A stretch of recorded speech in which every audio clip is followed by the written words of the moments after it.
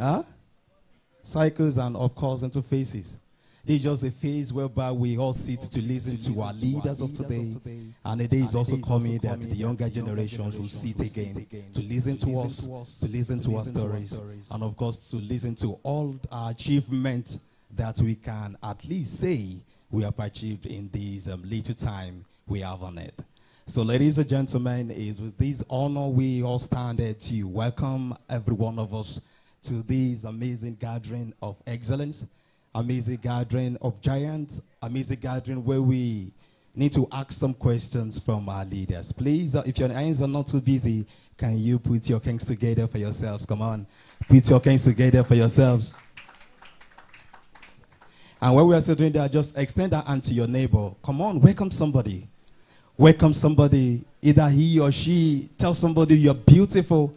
Tell somebody I'm so blessed to sit very close to you. Even you can exchange phone numbers. Come on.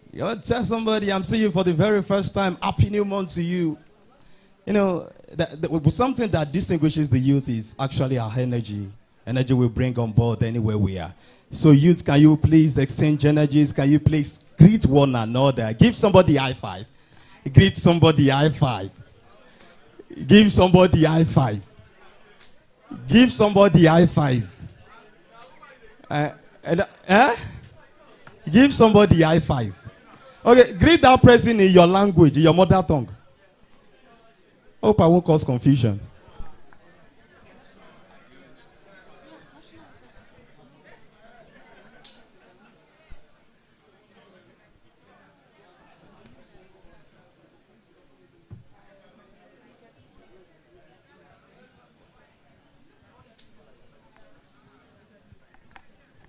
So, thank you. Thank you very much. Thank you very much. Hope I didn't cause any bit of commotion when I asked you guys to greet one another in your local language. Huh? Huh? All right. Please, may we all rise for the national anthem?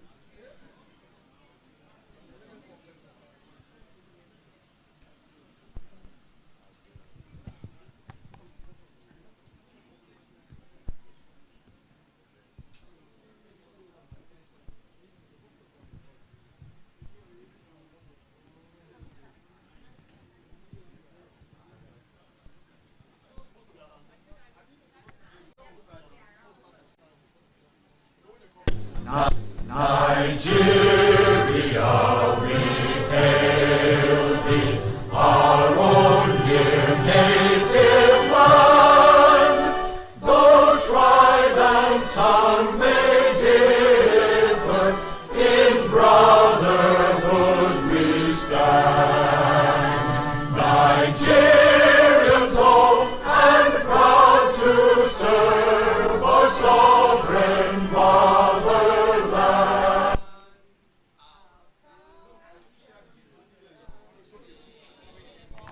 Thank you. Before we have a seat, can we take the national prayer, please? Let's all rise for the national prayer. I beg your pardon, please, before we have a seat. Let's all recite the national prayer. Every one of us is part of our purpose to our great country and is part of our great honor to our country, Nigeria. Please, everyone, let's rise up for the national prayer. 1, 2, go. O God of all creation, grant these our one request.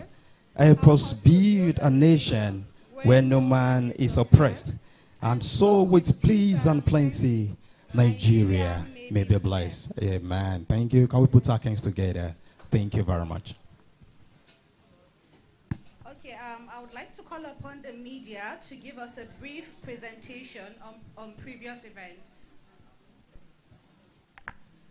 while we wait for our dignitaries to arrive.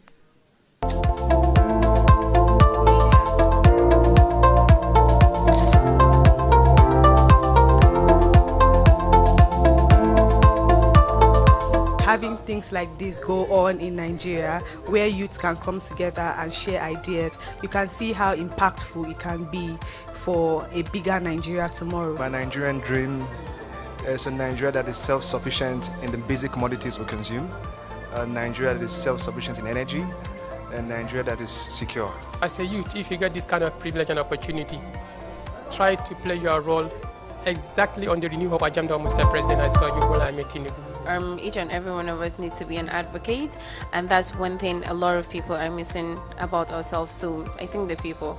The speaker is coming. We expect him to give us his goodwill message and tell us much of what they have done and what is their vision for tomorrow.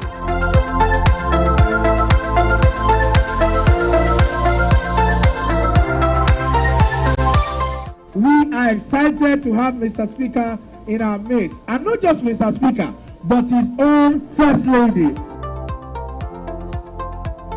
I don't think that any National Assembly assembly session or speaker has been as engaging with the young generation as. Let us give him a big standing ovation. He's the people's speaker. I am really elated to see the wonderful things that are happening in this particular building. I never ever thought, even when you told me about this particular initiative, that it is as big as it is. This is unprecedented in the history of Nigerian politics. So any government that does not take into account the welfare, the well-being, and the development of the youth is really wasting its time. No government can achieve much if the youth are not carried along. Mr. Speaker, you are a leader. You are a leader. You are a leader. You are a leader.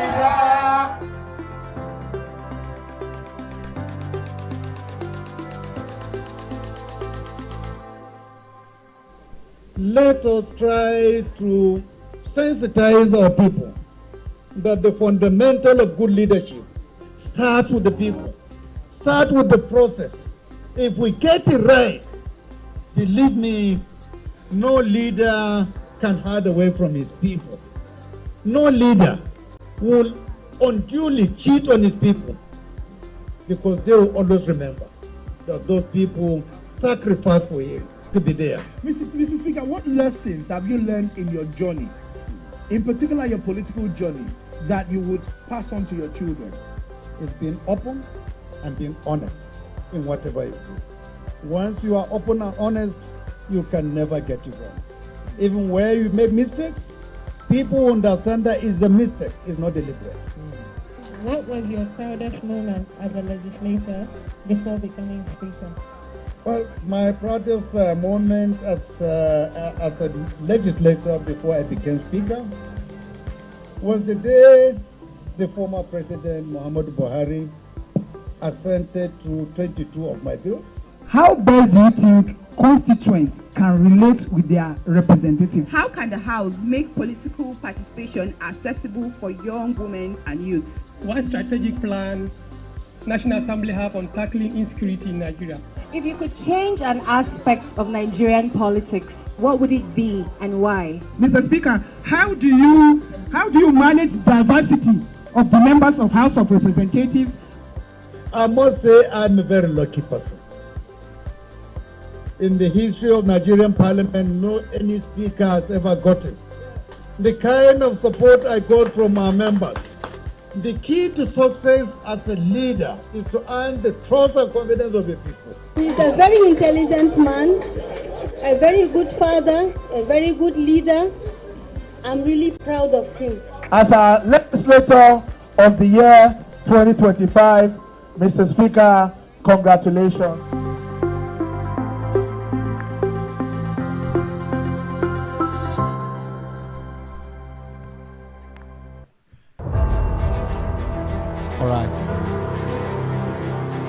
All right, media, let's break it down from there. Media, thank you. So, ladies and gentlemen, that was just the encapsulation of various events that we've had here. And it has been a most momentous and amazing event packaged together by this office. So, moving ahead, ladies and gentlemen, I would like to invite Oteta and Medea to please come to discuss on the youth policy speech, and of course they have so many freebies to give us. So ladies and gentlemen, can we put our hands together for them? Let's put our hands together for Teta. All right, good evening, ladies and gentlemen. APC, are we not excited to be here? Are we not excited?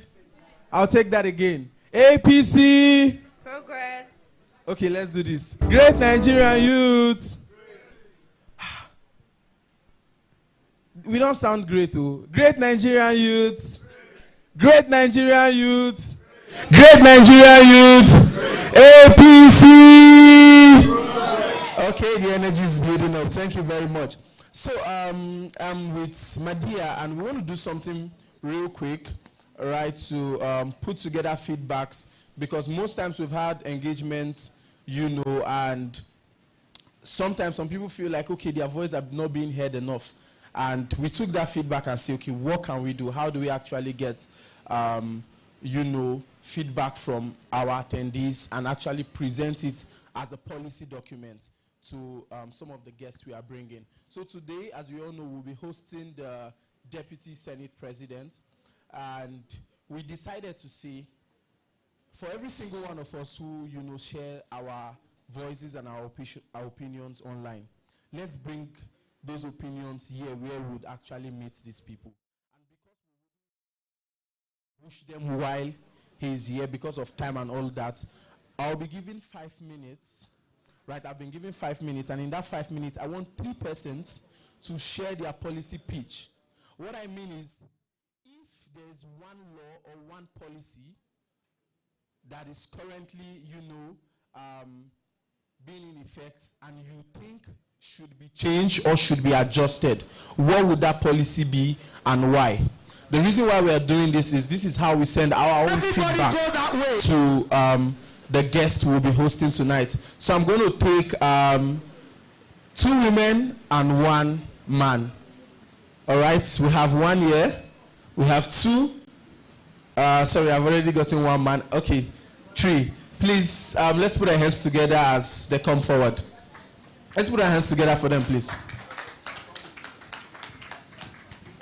Yes, please.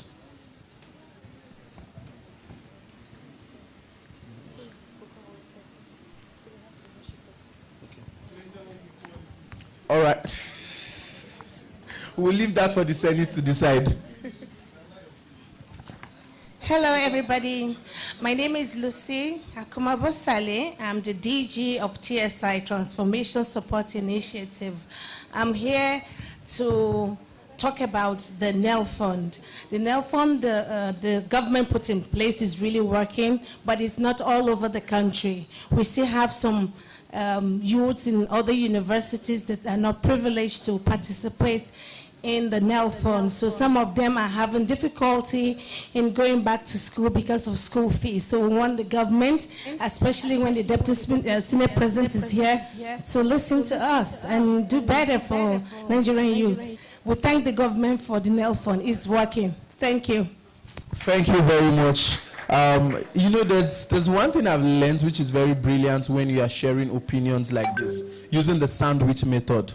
You saw what she did? She praised the government, gave her views, and ended it with a praise. This is how you give feedbacks that people actually, you know, accept with their full heart. Thank you very much for that. Hello, everyone. My name is Comrade Kasim Abubakar. Can we put our hands together for them, please? Actually, in my view, one of the greatest Nigerian problems is the issue of leadership. And if I were able to change the narration of Nigerian politics, I would like to start it from the locality. That was the LGA, started from the ward, LGA, and especially member of National Assembly.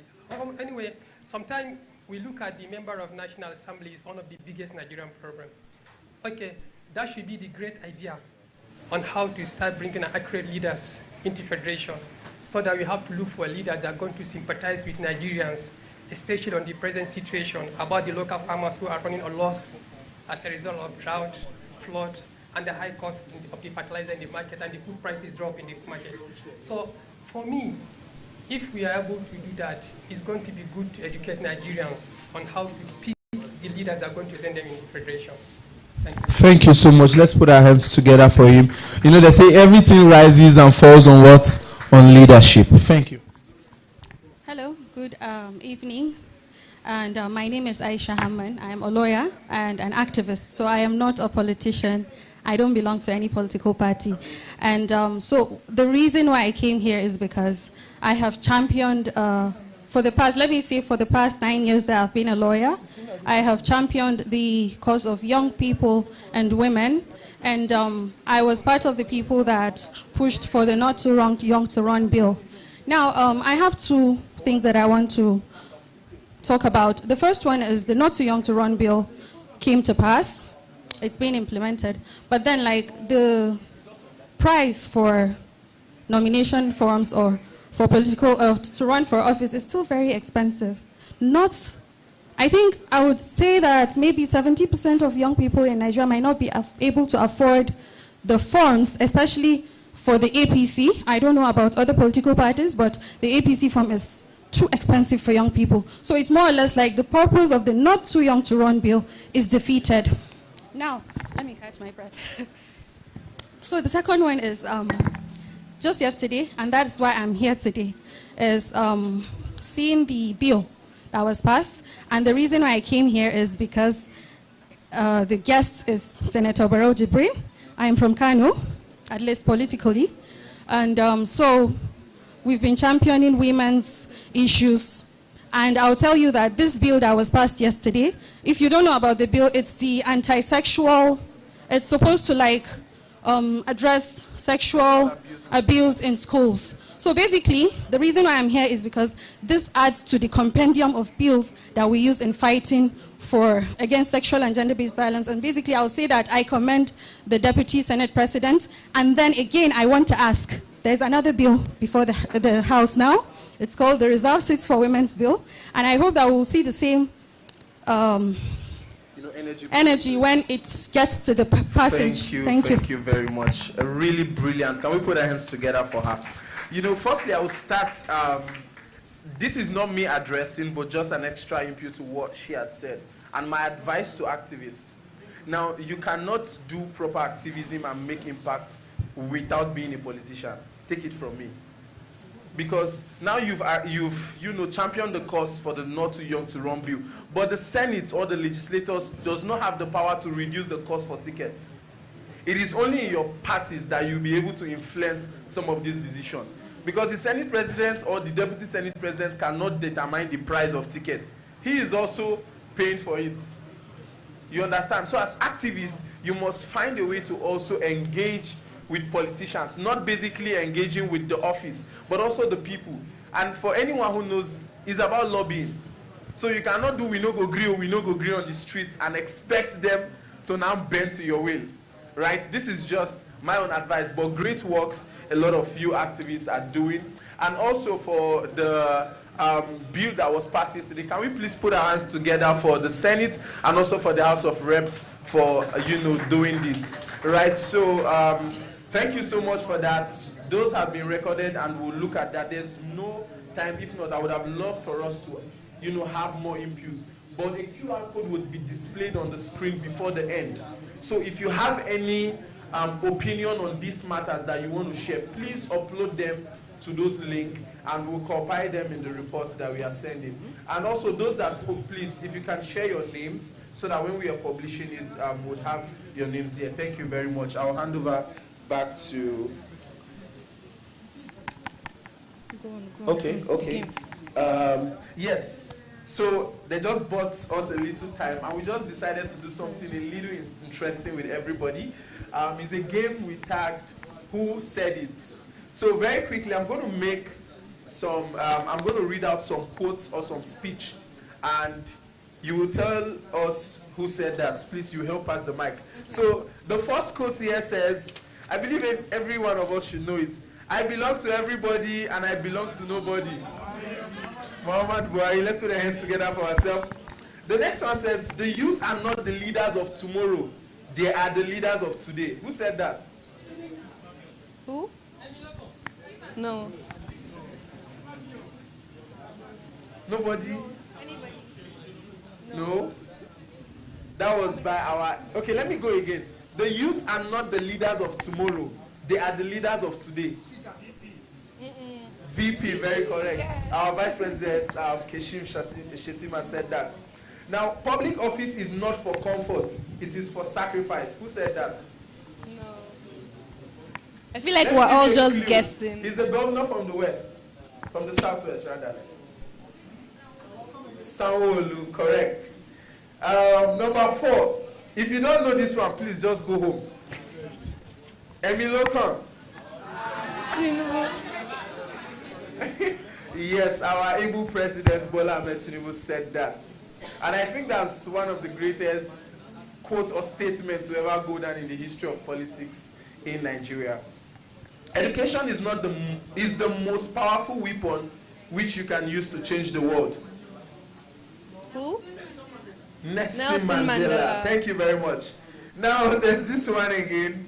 Let the poor breathe. Who said what? How?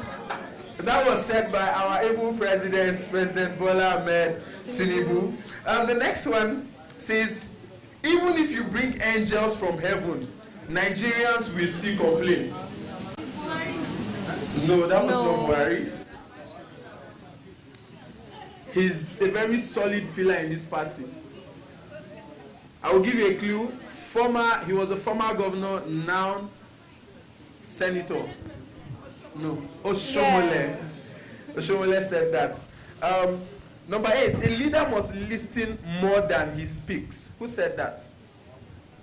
No, not Tinubu. Don't fall my hand, please. Okay, not the speaker. The person's name starts with letter B. Oh my God. No. He's the number 2 man in the Senate. The person you're here to see today. The next is, to be educated is to be liberated. Who said that?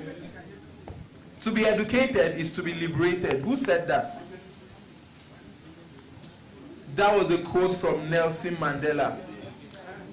You must be the change you wish to see in the world. Who said that? You must be the change you wish to see. Yes. Mahatma Gandhi, correct. A house divided against itself cannot stand. A former president of the United States said this. No? No? Biden? Abraham Lincoln said that. An eye for an eye only ends up making the whole world go blind. We've mentioned that name earlier. Mahatma Gandhi. Do not judge me by my success. My people fear too much. We fear the things we no see. We fear the air around you. Who said that? Fela said that. Lastly, water no gets enemy. Thank you so much for indulging us. I will now hand over to our MC for today. Thank you. Please can we put our hands together, big for them. Thank you. Thank you very much. Let me ask my own. Who said, Honorable Minister, off the mic, off the mic, off the mic, off the mic, off the mic, off the mic? Huh? I don't mean, who said, Honorable Minister, off the mic, off the mic, off the mic? Yeah? Yeah? Who said that? Yeah? Who said that? Honorable Speaker, off the mic, off the mic, off the mic, off the mic, off the mic. Off the mic, off the mic, off the mic. Me safe. Funny enough, me safe. I know. All right, thank you very much. That was indeed thrilling. Thank you very much for doing justice to that. And believe me sincerely, we've heard from some accomplished leader of thoughts over time in the world, in Nigeria, even in our locality. But believe me sincerely, you need to ask yourself this question too. What are you doing to change your world? What are you doing to change your locality? What are you doing to influence your immediate environment? One day is coming that they will say something about you too, like, who said it, who said that? Some positively, and some of these speeches has really affected us over time.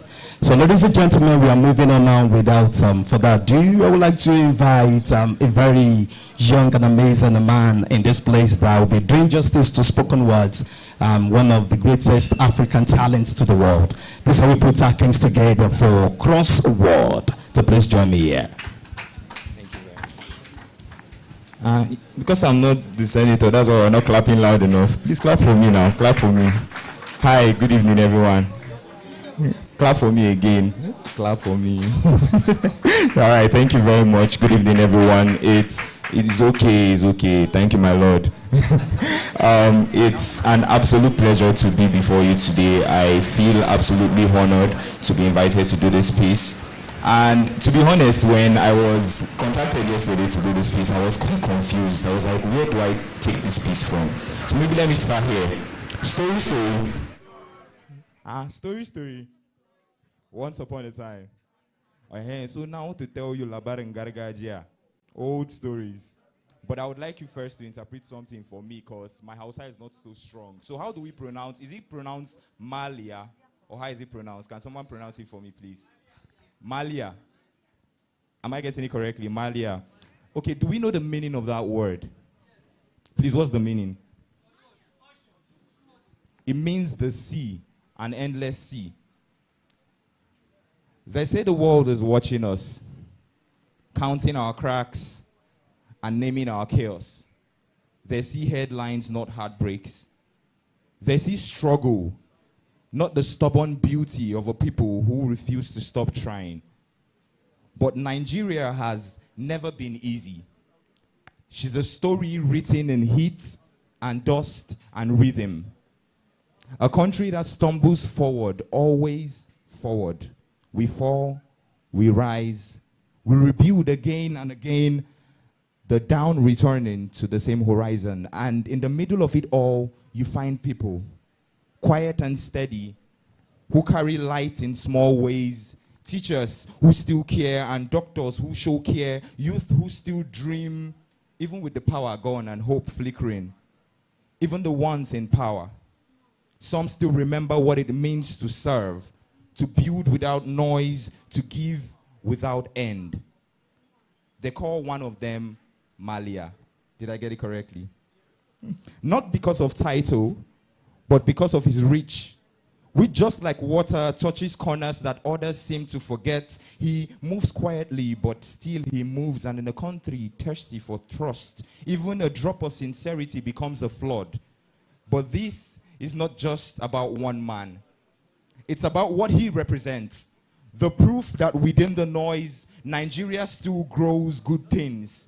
That somewhere between the power cuts and the protests, between the doubt and the dreaming, between the evil and the good, there are hearts that still believe in us. We are that country. We are that laughter in the marketplace. The songs in the traffic jam, the prayers of the first light. We are the runner breaking records and the artist painting tomorrow, the child reciting alphabets under a broken roof, still believing in the promise of sunrise. So let them say what they will, that we are drowning, that we are failing, an embarrassment, that we are fading, we know better. We are swimming through storm and silence, through corruption and courage, through the deep, endless sea of becoming, because this land, for all her flaws, is still ours. And every act of honesty, every moment of service, every move of hope makes her breathe again. Malia, just like they call him, the sea. But maybe Nigeria herself is the ocean. Vast and unpredictable, unstoppable, and maybe men like him are just reminders that one day we will still rise. Thank you.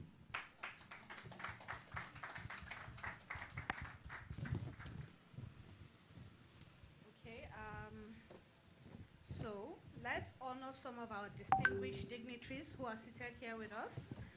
Dr. Emmanuel Unakwo. So I hope I got the surname correct. Director Protocol, National Defense College, Nigeria. Honorable Felix Idowu. Honorable Adegoke Ayodeji. And Dr. Bode Olubore. So I got that correct. Thank you. Former SSA to President of Political Matters. So the media would continue with their presentation. Thank you. Media.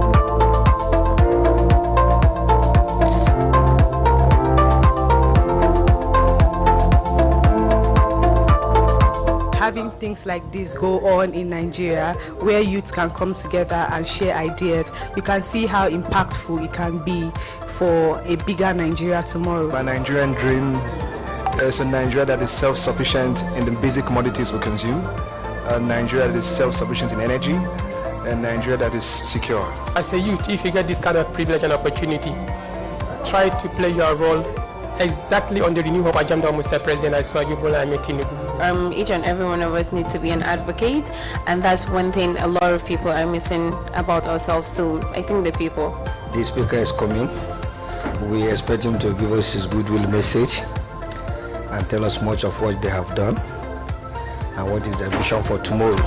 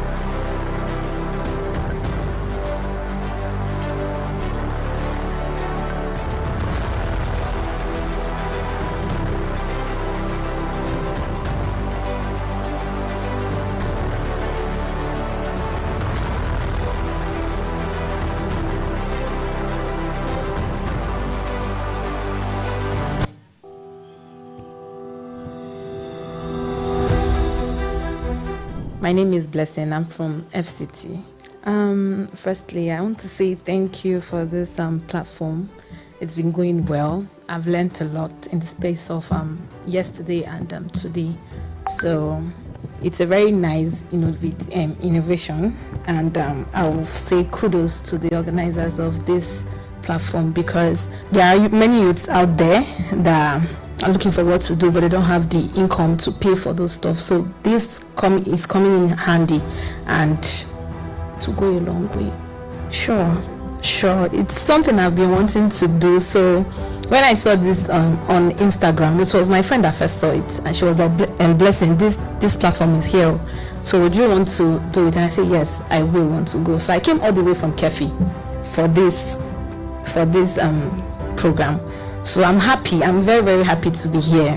Sincerely, I'm very happy to be here, and I've learned a lot, and I'm promising you guys that I'll put it into work. I'll definitely go and do something. Baking can never be outdated, because it has to do with our daily livelihood. We eat every day and new stuffs come up. So even if now we have tech and all, we still have to do baking, because aside the old baking of cakes and all, we have new things that come up now, and they're really nice. I'll say they're doing a good job. Yes, I'll commend them. I'll applaud them for that, because take it or leave it. Day by day, they get to youths one after the other. I was here for that an evening with the Minister of Women Affairs. So gradually they will get to people, and I would say they are doing a good job. Though sometimes it doesn't get to the grassroots level, but with this, if they continue like this and bring up other initiatives, I believe that we'll do better than where we are today. Please do well to attend, because I promise you, you will not go home empty. You will definitely learn something, because it's very, very nice. You will learn something. You will go home with lots of packages. It mustn't be monetary wise or anything, but lots of packages on how to go about your business. If you have any business in mind, how to go about your business, what to do and what not to do, how to package, and how to put your business in place. Thank you, Honorable Dayo Israel. Thank you, APC Youth Wing, and thank you, President Bola Ahmed Tinubu.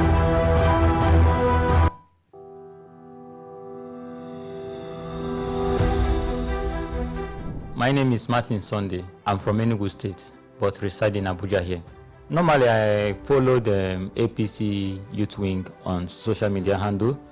I also follow the youth leader handle, Dayo Israel, as well.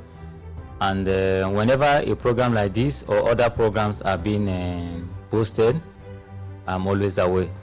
So I get to know about this on their X handle. I've learned a lot. I've learned how to do samosa. I've learned how to do spring roll. I've learned how to do puff puff. Not only learning, but the basic things you need before starting doing that. So it was a very interesting class, and I really enjoyed it.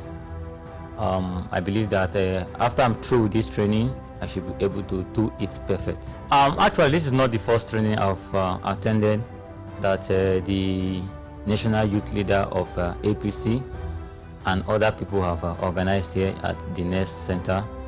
And every other one's been like the soap class, the diffuser class. I've been in all those classes, and I've been already practicing that. And this other one is also an added advantage, because so many events they do now, some of them don't actually need food. They just need something like chops, small chops like this. So even though there's no job everywhere, but you can actually use this as a starter up. You know, it's a very lucrative industry if you know how to do it and you know your market.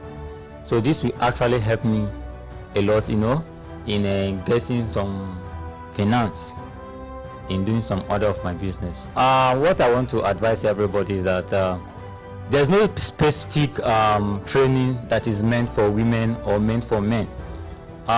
This particular training is for both men and women. And when you come to hospitality, basically when you watch in maybe the chef and the rest, you see that more men are in those industries more than women. So tech is good, but you see that so many youth are crowded in tech. This is another money. This is where money is that people don't really know. So I will try to advise my fellow young men that are listening to me, and don't say, this is for women, or no, I can't do this. No, this is a very lucrative business if you really know your market and really know how to, you know, win the hearts of people on this. I've been in hospitality industry for a very long time. I've seen that so many people in that industry, so many of the customers there, they basically like testing male food more than the women. So I actually want to call on my fellow youths, which are men, to try and key in and learn how to do things like this. It's very, very important. It will really, really help them more than the tech they are thinking about. I keep on thanking the youth leader, Dayo Israel. I'm still thanking him and his team for doing a very wonderful job. This have never been seen or happened before in the history of a party. So I really want to say kudos to him, and God will continue to bless him.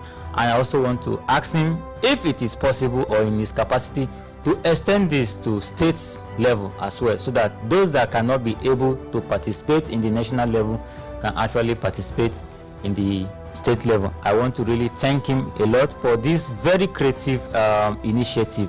It's a wonderful class, a wonderful initiative, and I'm very, very grateful for being part of that. So I really want to appreciate him, thank him and his team for doing a wonderful job here. In the whole, I think in the whole APC structure, this is the Nest Center is the busiest center. Every day, every week, there's always programs. And nobody has ever come here and say, they are not entertained, or they are not, the class or whatever of the program is not educative, entertaining, and the rest. So thank him so much for that.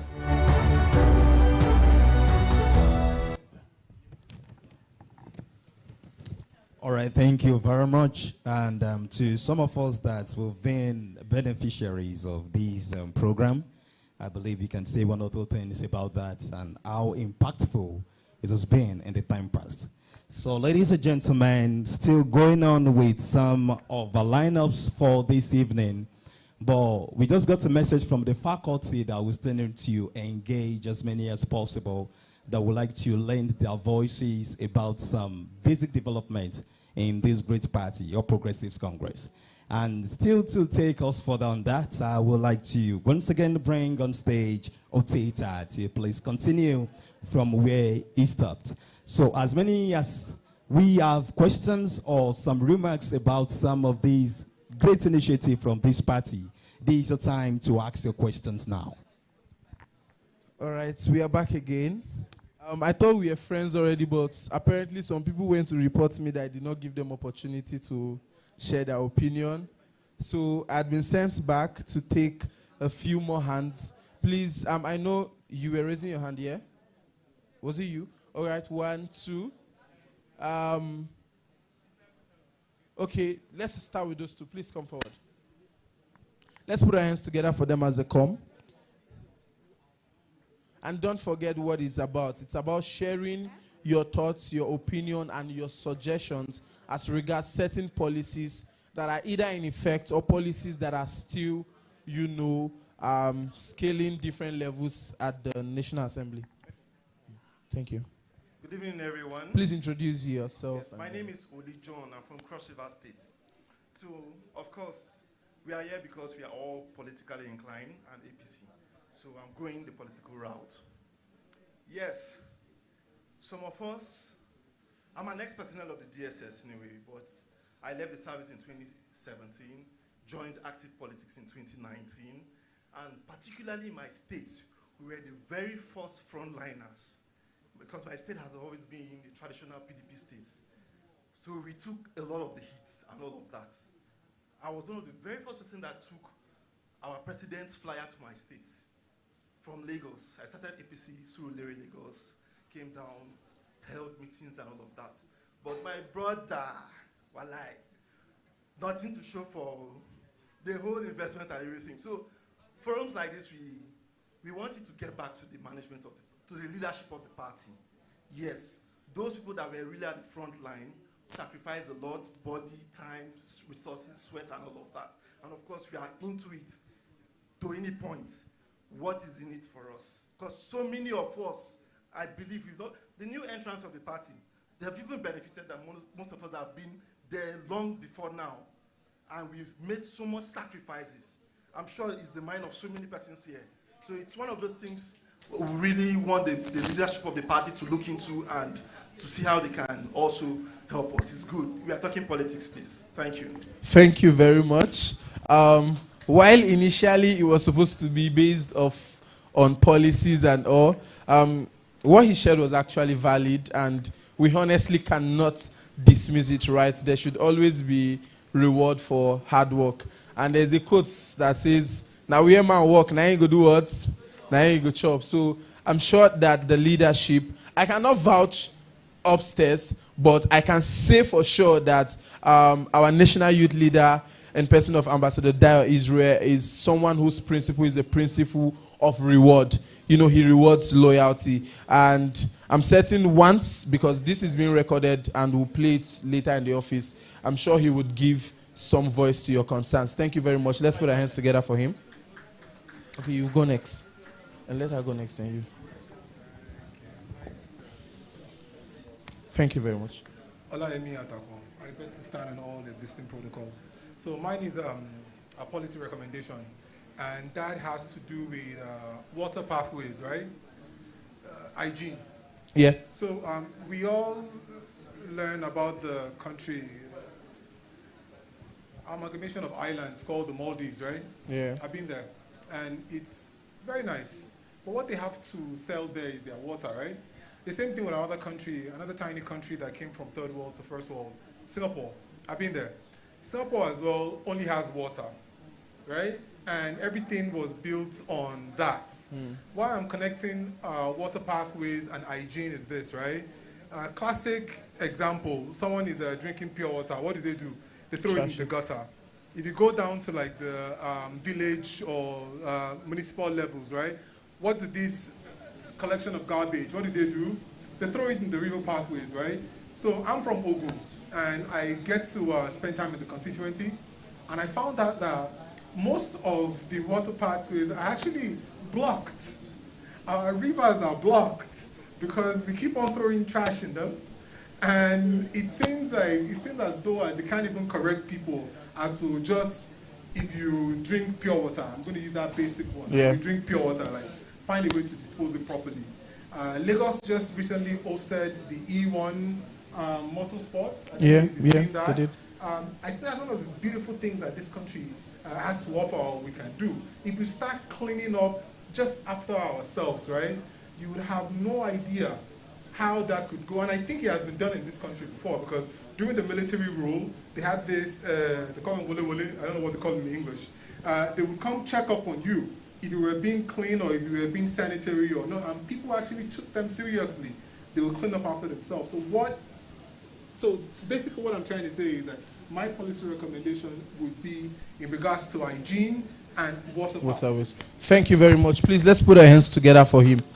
You know, this is very brilliant and very important, right? Because one of the things that have always happened, you know, when places like CNN and the rest make documentaries in Africa, they'll always take their documentaries to some of these garbage areas and all of that. And I know for certain that there are certain policies already on this. Currently, as we speak, Lagos State is hosting the International Climate Change Conference. And this is some of the issues that is being discussed. And I looked at Twitter, sadly, and you always hear comments like, is it dustbin that is our problem in the country? If the Senate or somebody in the House of Assembly decides today and say, okay, they are putting together a policy on that, the next thing that will come out from same as Nigeria is, oh, they are killing people, but now you want to be arresting people for not cleaning their compound. So how do we, this is a question for all of us to reflect on. Where do we draw the line between, what we want and when we want it? Right? Because if, I'm sure there are policies like this, but it is how we always fight it, and we feel like the issue that is not our problem at that time should not be tackled, because if it doesn't concern me, it's hurting my neighbor, but it's not my problem. So we should not address it. I hope we see why some of these issues, are lingering. But my advice to all of us is advocate for it as much as you can. Personally, I started doing this thing where if I eat anything and, there's no waste bin, I put it in my pocket. Any day I'm washing clothes or, they are washing clothes for me, they're like, everything they put for your pocket. It's not because I cannot trash, but consciously in my mind, I just know that I cannot litter. And I know more than 4 or 5 of my friends and siblings that do that because of me. Right? So change begins with every single one of us. Thank you very much. Please, can we have you?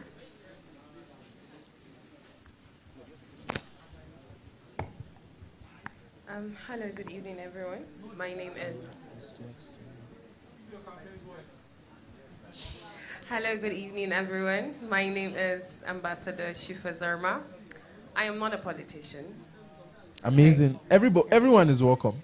Okay. I was here weeks ago when the Minister of Women Affairs was in attendance, and I raised a policy that I was interested in.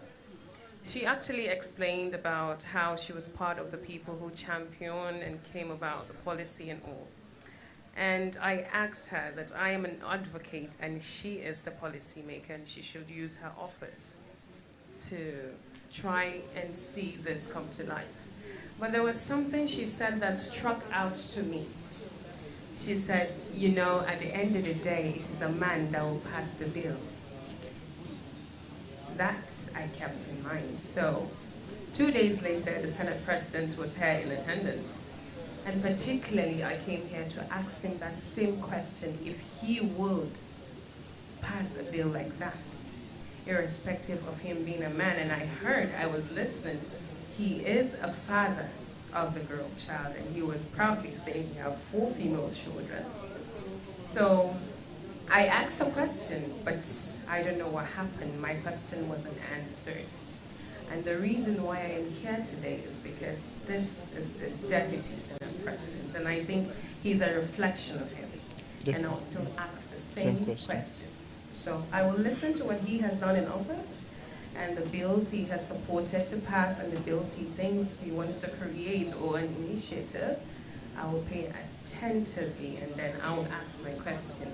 And because the reason why I'm using this platform is because the media is here. You get me? Yes. Thank you, that's all. Thank you very much. Let's put our hands together for her. So, yeah, he's going to go next. Please come. I want us to really understand something, right? This is one of the things I say to activists most of the time, right? I used to be a champion for the SDG. This lapel I'm wearing used to be the SDG badge, but I swapped it for this.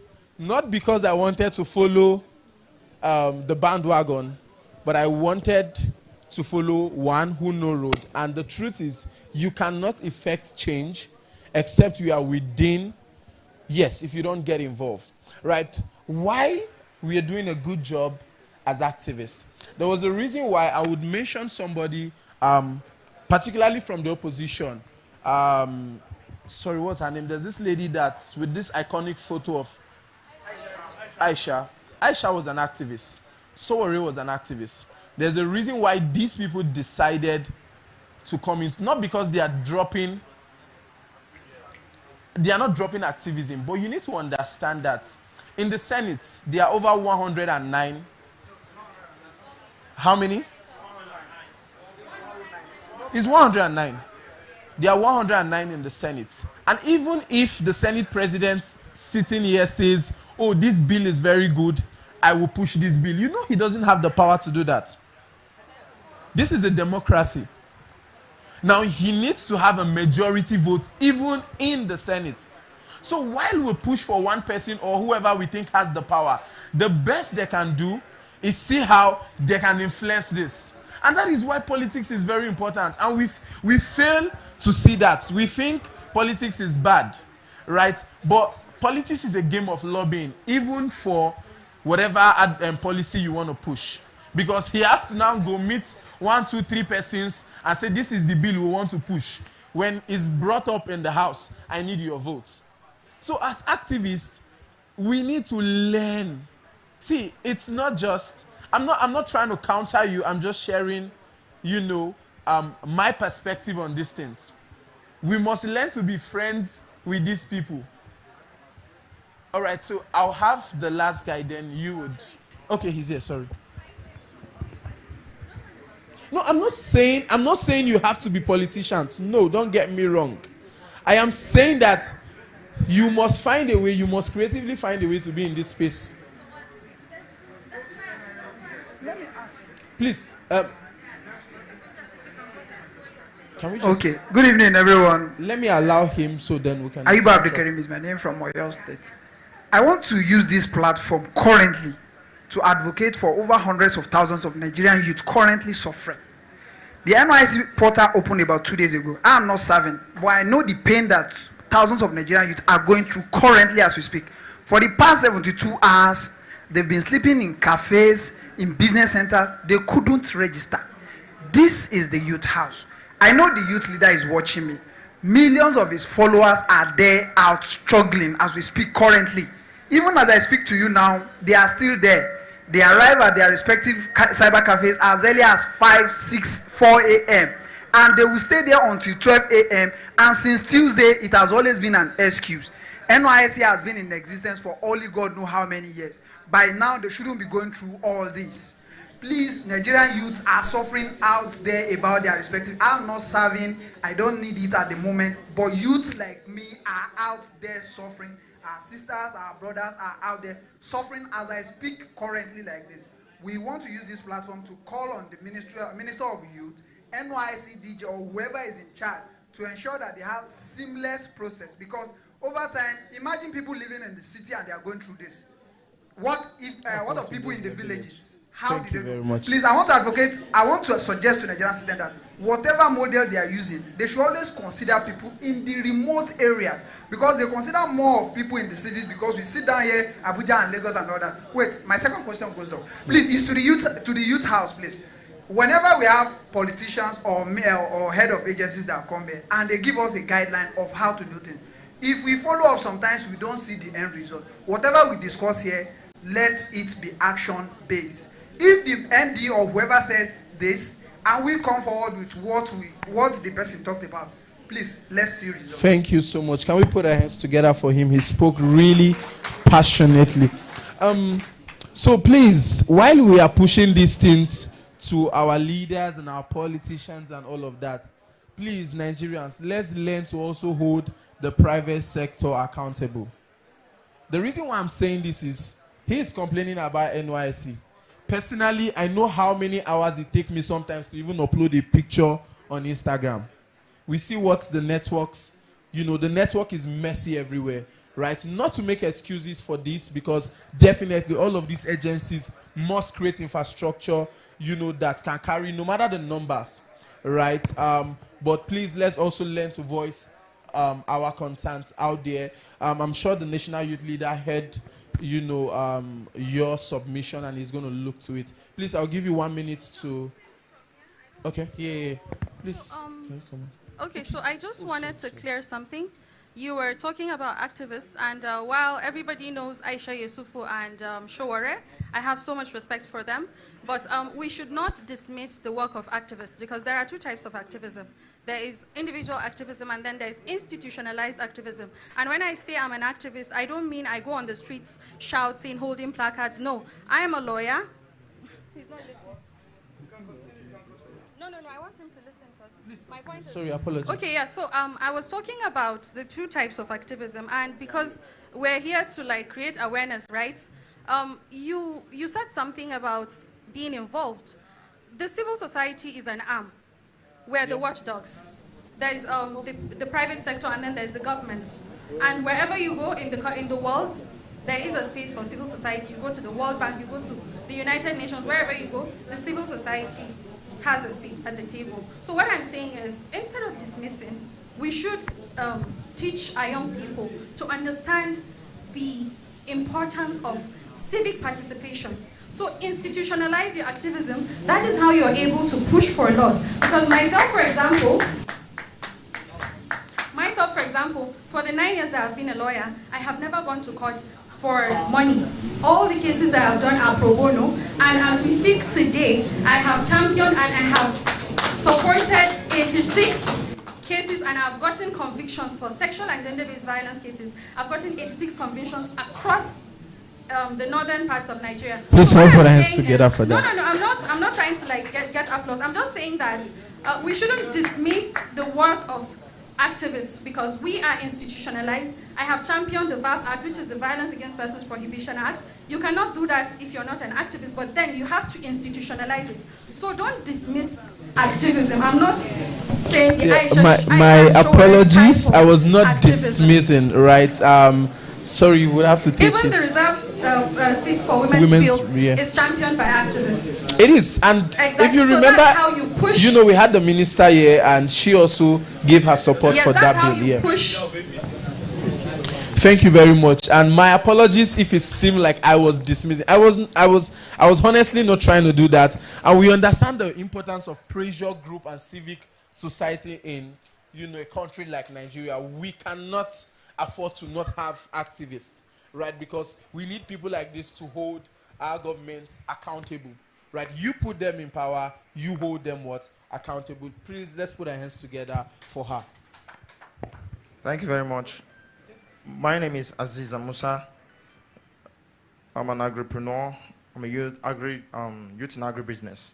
I'm here to speak because this is a great opportunity for we youth to speak up, so that the policymakers could know how to assist.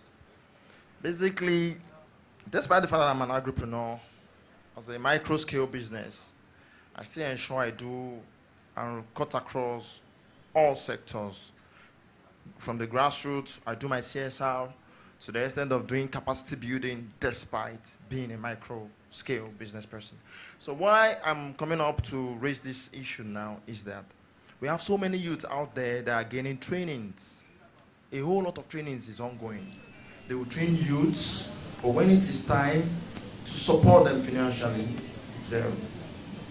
What's the sense of training youths that you cannot support financially? There are a whole lot of them outside there. I have a lot of clusters that I head. I have lots of corporate society I belong to and even head at the same time. but nothing is going for the youth, and it's so pathetic. Please, the policymaker, they are doing well by giving an opportunity to train the youth, but please, no matter how small it is, give it to youth to start up something. Thank you. Let's take the two questions. Thank you so much. That bank of industry you just mentioned now. I also, like I said, I'm a cluster head for a corporate society. None of my cluster members getting that. It's on paper, but the requirement could not be met by these members. So what are we talking about? Sorry. You have the facts, but when it comes to the real game, go and meet these players. They will not do anything. Okay. Sorry, please. Before you go, just for educational purposes, can you share some of those requirements that are needed, or some of the requirements that you were asked to produce when you went to BOI? Thank you so much. Like I said, just from the registration aspect of it, be it online or on paper, there's a sector or a part that will be asking for, number one, where are your books? That I was just trained just for a year. Tell me how many business has he done? How much has he raised to do a business that will give you a turnover of close to 3 to 5 million naira? You see, businesses are easy to say, okay, I'm starting up a business. But to stay afloat, you need a whole lot. Not only the technical know-how. And if you decide as a small-scale business processor, and you decide to go to bank, let me tell you something, it's not to start with loan that is the best for youth. Look at the economy. We are all trying to stay afloat. Thank you very much. Let's have his question. I am not against any policy, but we can do better. Thank you. Let's put our hands together for him, please. My name is Ambassador Benjamin Adekunle Oniliowo. I'm the National Public Relations Officer of the National Youth Council of Nigeria, being the apex youth body in the Federal Republic of Nigeria. Please, can we have one house, please? I'm actually here to amplify the youth voices and gather more support for the National Youth Council of Nigeria bill, currently in the Senate of the Federal Republic of Nigeria, sponsored by Senator Yemi Adaramodu. I'm using this medium to call on youth stakeholders, and not just youth stakeholders, but the decision makers, that is the legislators, to help us hasten up the process for the passage of this bill. It has gone through first reading since March 2025, and we are looking forward for us to have a legislation that will be able to institutionalize the Youth Council in Nigeria and end leadership crisis, and be also serve as an opportunity, as an venue for Nigerian youth to be trained for capacity development. Like, for example, in Uganda, for example, in Kenya, the National Youth Council of those countries are institutionalized, and they get 2% of the country's revenue. That is, inside this, it's like more of a board now. They have institutionalized it, and it is, they use the opportunity to train youth, and every in Nigeria, the youth of that country needs is actually embedded into this scheme. So we are calling on the Senate and the House of Reps to help us amplify and speeding up the process of this bill in the best interest of the Nigerian. Thank you very much. Please, let's put our hands together for him. I'll start with...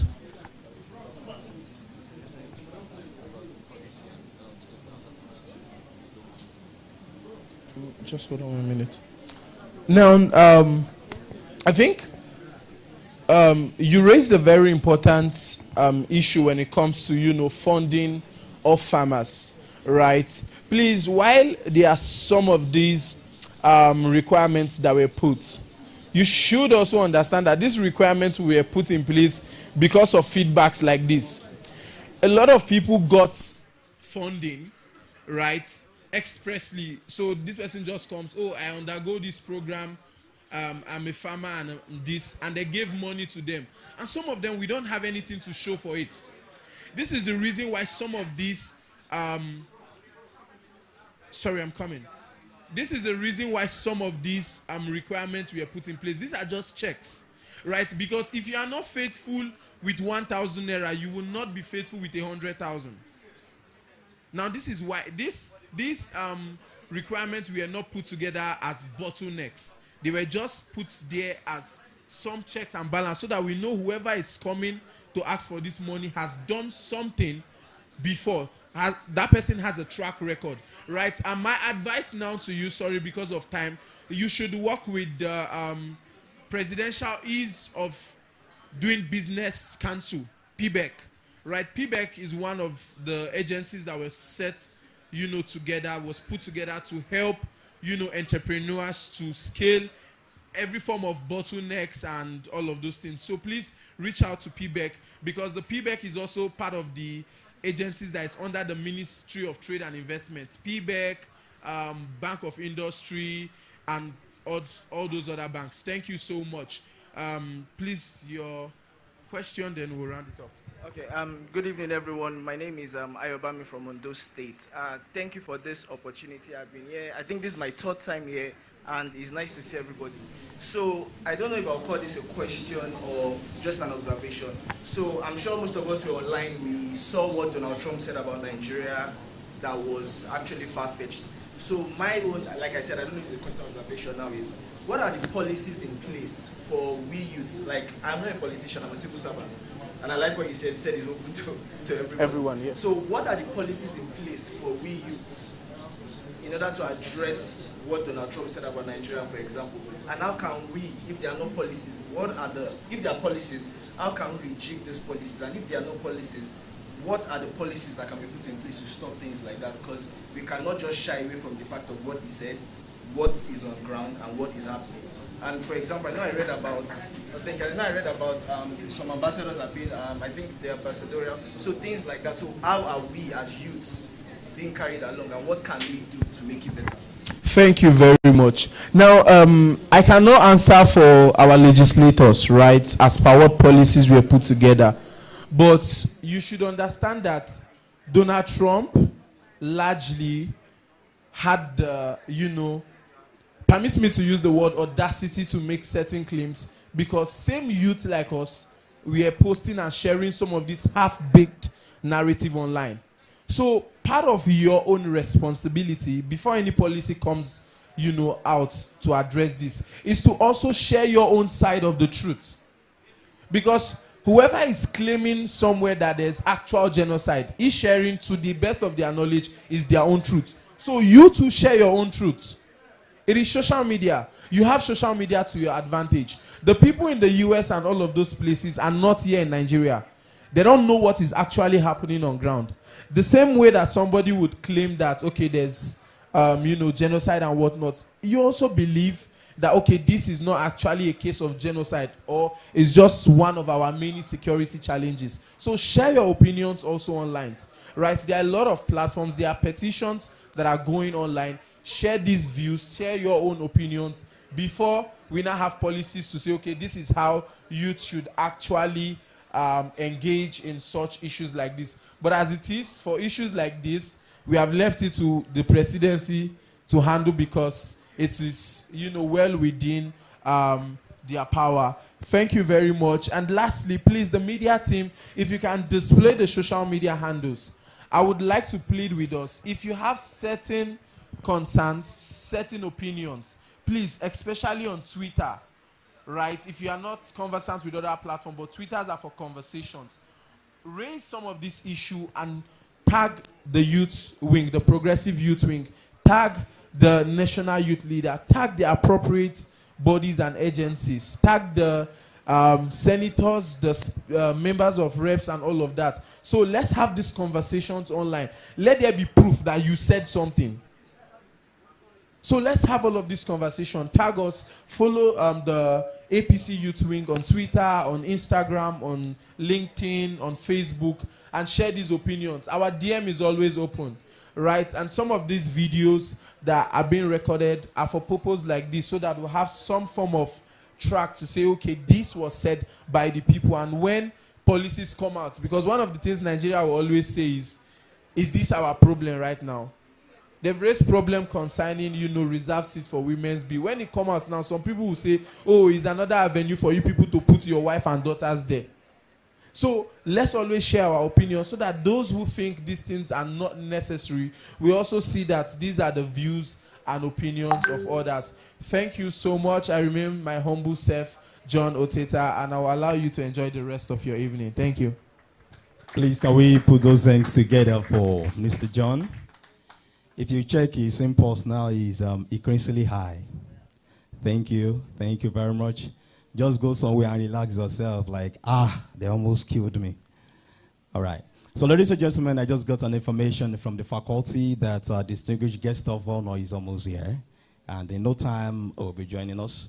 And like I said earlier on, it's such an amazing evening that every one of us will live to remember, especially about the discussion that will be coming on air and the questions we'll be asking the Deputy Senate President. Then, having said that, some of us, we've lent our voices about various policies that the government should take up from, and just for the good of this great country we call ours. But let me ask you this question. I was thinking somebody will come up to talk about the constitutional reform, electoral reform, and maybe our constitution can still last us for the next 20 years. Maybe our electoral act can still last this country for the next 20 to 30 years. But unfortunately, we didn't actually go to that side. But let me ask these questions. Every one of us, we are important to ourselves the same way we are so important to this country. But if you, peradventure, you are given an opportunity to be the president of this country for just one day, for just, how many days? For how many days? Huh?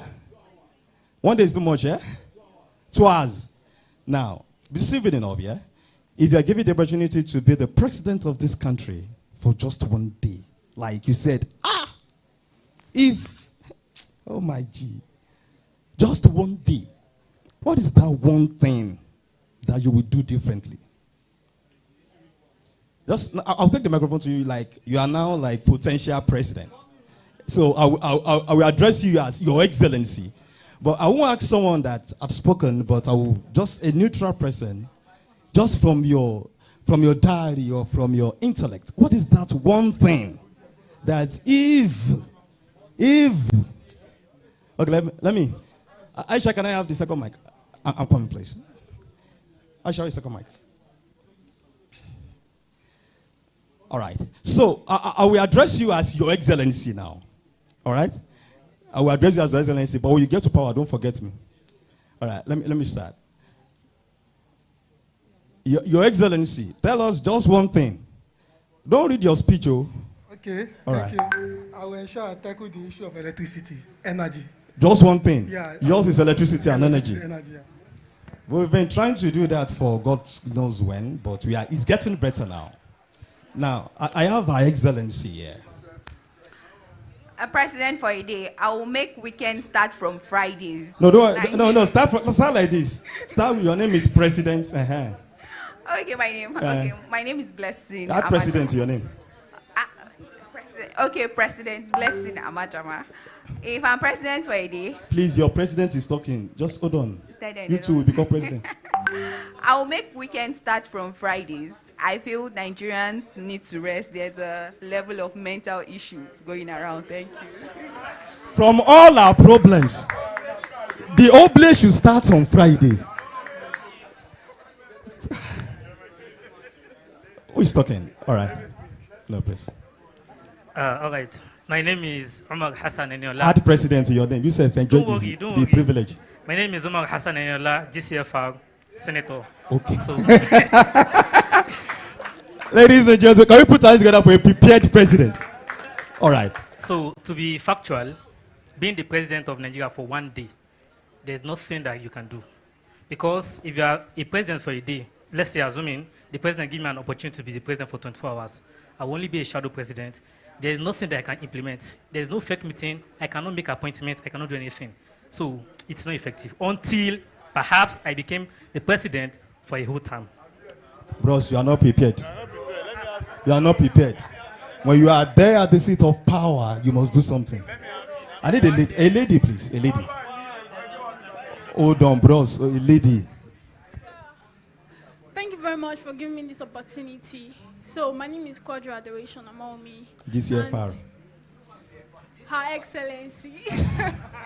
So if I was given the opportunity to become a president for a day, I'll make sure that the security in Nigeria, I will increase their salary and make them more active and strong frame, so that the crime rate in Nigeria is going to reduce, because Nigerians, all this, we are hearing many news about them. Increasing the salary of security personnel will be the first thing on your agenda, and you will do it within 24 hours. Yes. All right.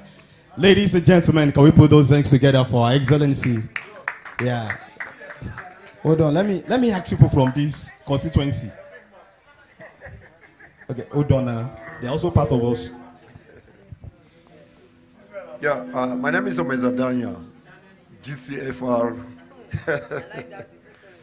If I was to be made the president of Nigeria in a day, I think it's basically to fix insecurity. It's to fix the insecurity in this country. And by doing that, I'm very sure that Nigeria is going to be well placed. Fixed insecurity. Can you pass the microphone to another president in making? President with face cap. Me, I'm not a president. Me, I'm a minister. Minister of FCT. Hold on. So you feel like being a president is too much for you? Okay, okay. So let's hear from you. What I will just do is to open borders so that food can flow everywhere. That's my hope. Give me mic. So are you mindful that even when you open border for food to flow everywhere, there will be increase in crime rate? Are you aware that it comes with it? Huh? But arms proliferation and others. Want to be president? All right. Hold on. All right. So. Okay, can I trust you with this, your prepared speech? Can we trust him? Eh? All right. Can we trust him, please? Okay. All right. So my name is Emmanuel Shino Ogunlaye. If I'm being made a president for a day, I will ensure that the justice system is so empowered such that it cannot be compromised. And I believe with that, every other things will fall in place. Can we put those things together? All right. Justice system being empowered. Hold on. Okay, I'm coming to you. No, now one I will take. My name is David Williams. GCFR. If I am the president of President, please speak Nigeria, up. So your. If I'm the president of Nigeria for one day, yeah, the first thing I'm going to do is to address the issue of security, and I'm going to do that by creating state policing, give the various states independence policing so that they can address locally the security issues. By that, we can have, some. All right, can we put our case together? Somebody whispered to me now. He said it will ban all private universities in Nigeria. Eh? Ban all private universities in Nigeria. All right. Great House. My name is Oko Paula.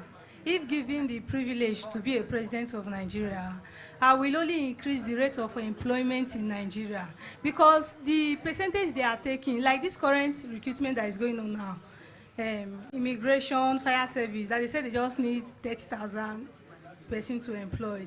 That 30,000 is, I don't think is even up to like 10% of the graduates Nigeria is having every year. So I'll just try and increase the rate of employment. Finish. Increase the rate of employment. We just put it on paper. I hereby increase the rate of employment. How will you do it? I don't know. Eh? How will you do it? I don't know. I just want somebody to be specific. Okay. Then when you take that kind of paper to the House of Assembly, when you ask them, how will you increase the rate of employment? And they will reply you, Azongo, yeah. Abari, Daga. Continue, sir. My name is Engineer John Warner. If I am given the privilege to be the president of this country for a day, just like my president announced on the day of his inauguration, I will announce immediately that immunity clause is gone. Say on the again. executive. Say it again. Immunity clause is gone on the executive. Immunity is gone. Gone. Even from the president. From the president. Down to governor. It's gone.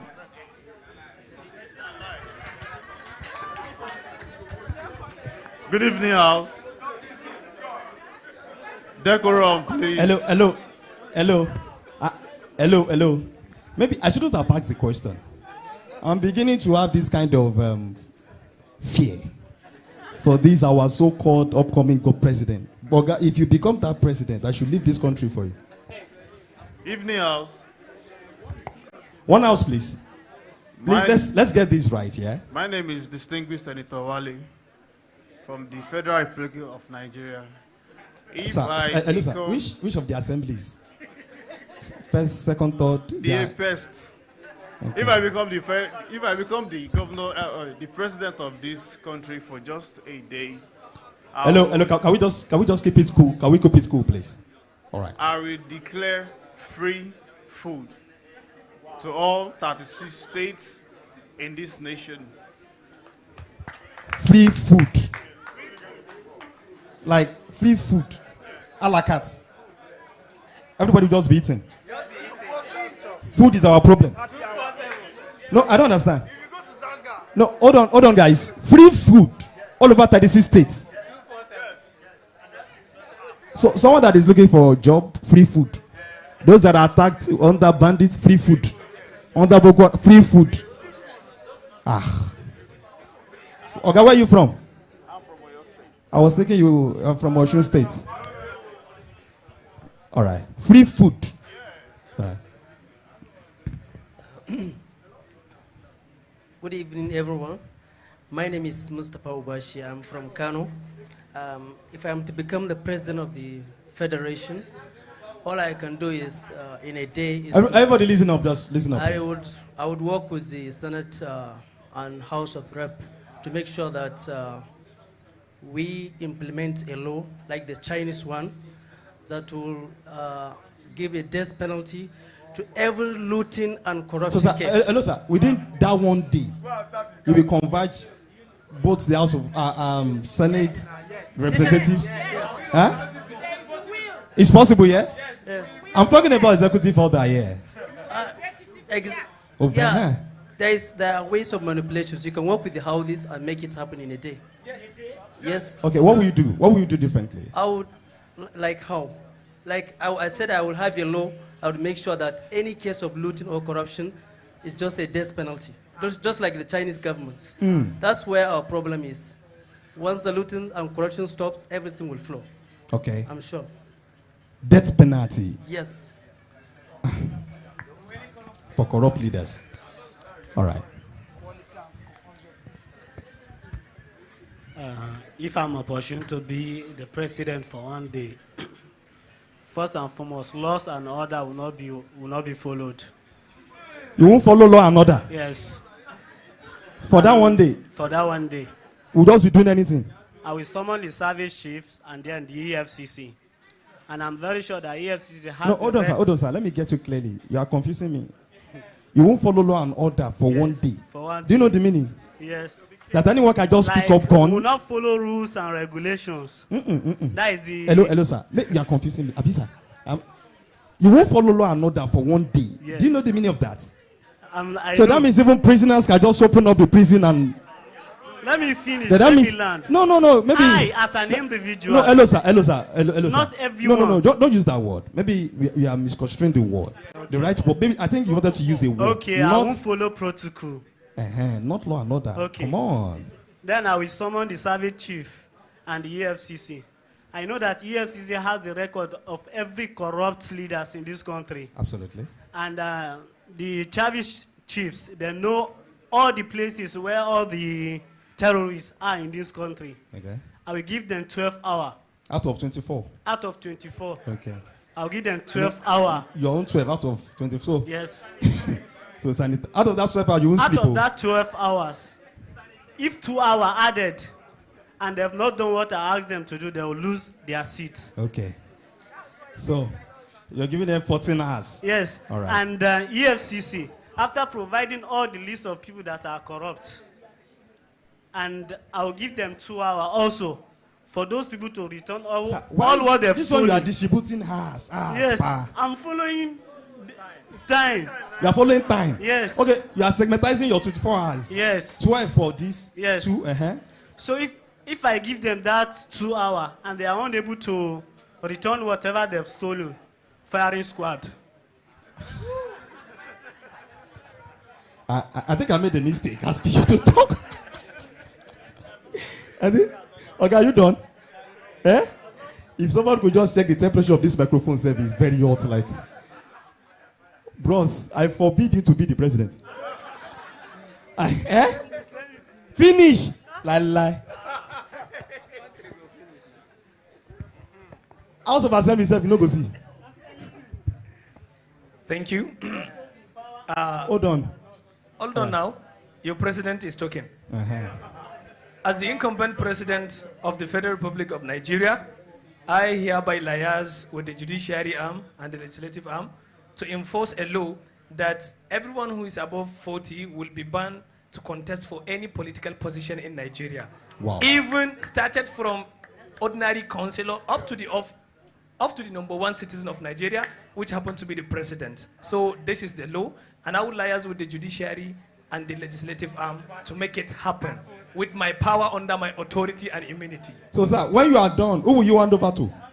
The what? The president? Who will you hand over to? I'll hand over to one of my friends now.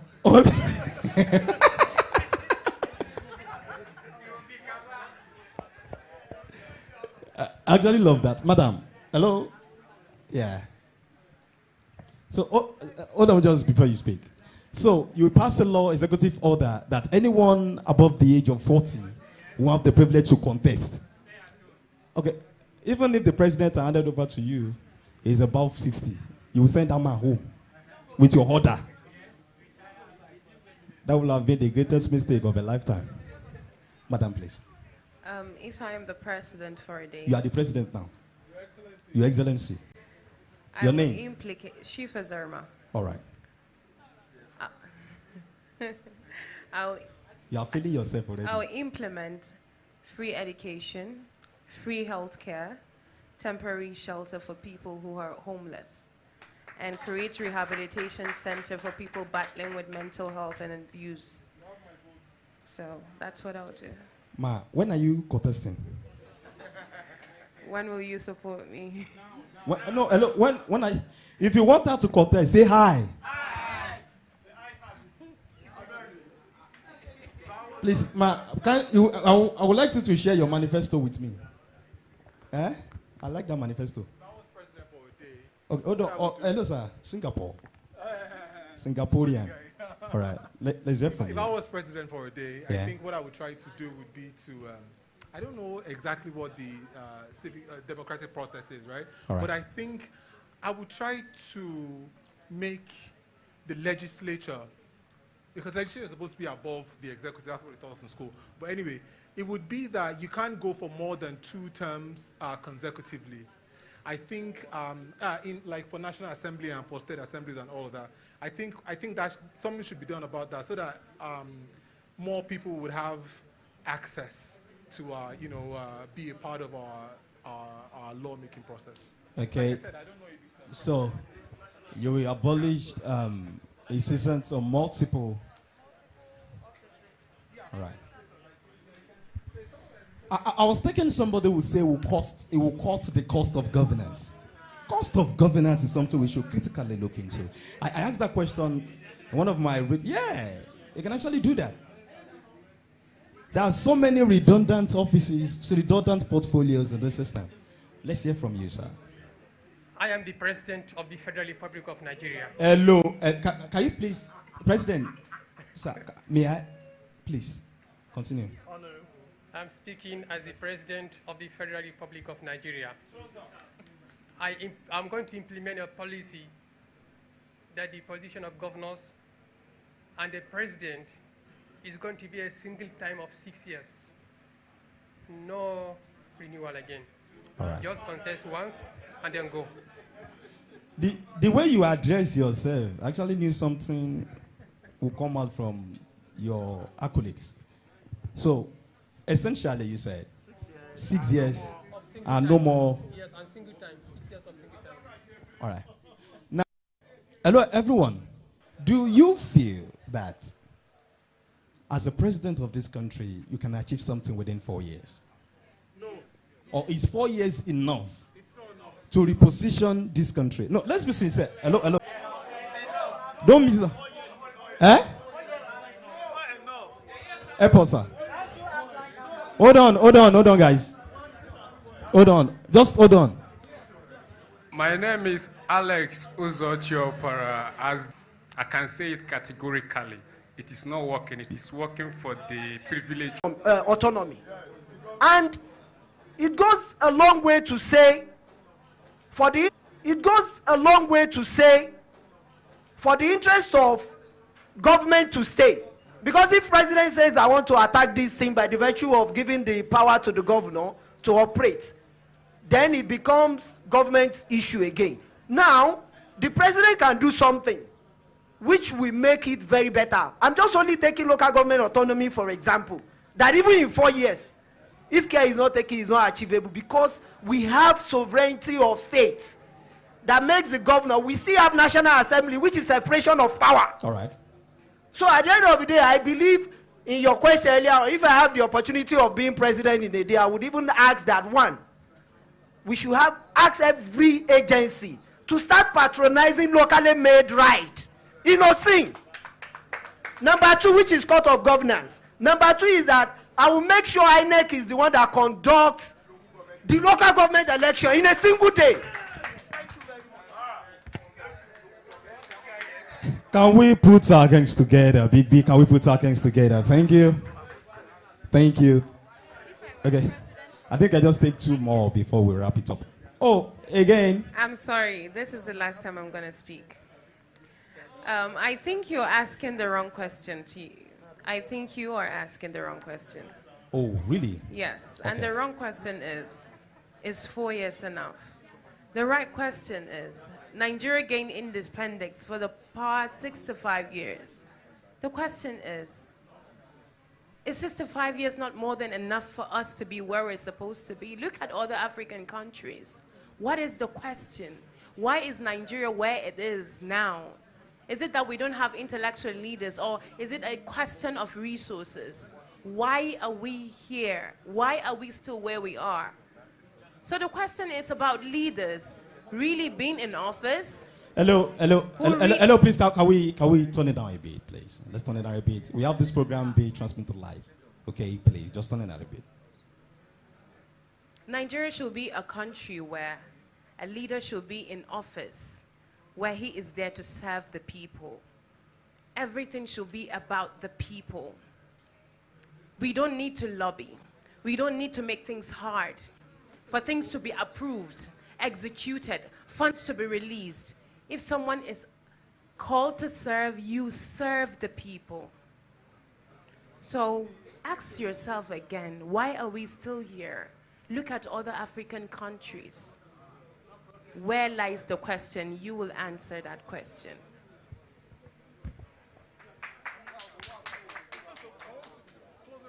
Your Excellency, please, can we put our hands together for? Can we put our hands together for? Can we put our hands together for? You know, even if at all we can be lost with questions, but even in that process, we find ourselves. We find our truth. We find our true identity. And we find where we should truly be. Please, again, can we put our hands together? Can we put our hands together again? So, all the presidents here, your excellencies, start writing your manifesto. And let's see what we can come up with. But I'm so sure a day will come. I'm your what? Your chief of staff. No, how will I be your chief of staff and forget somebody that will declare weekend from Thursday? Eh? I will enjoy your presidency more than your own, sir. I'm beginning to doubt you.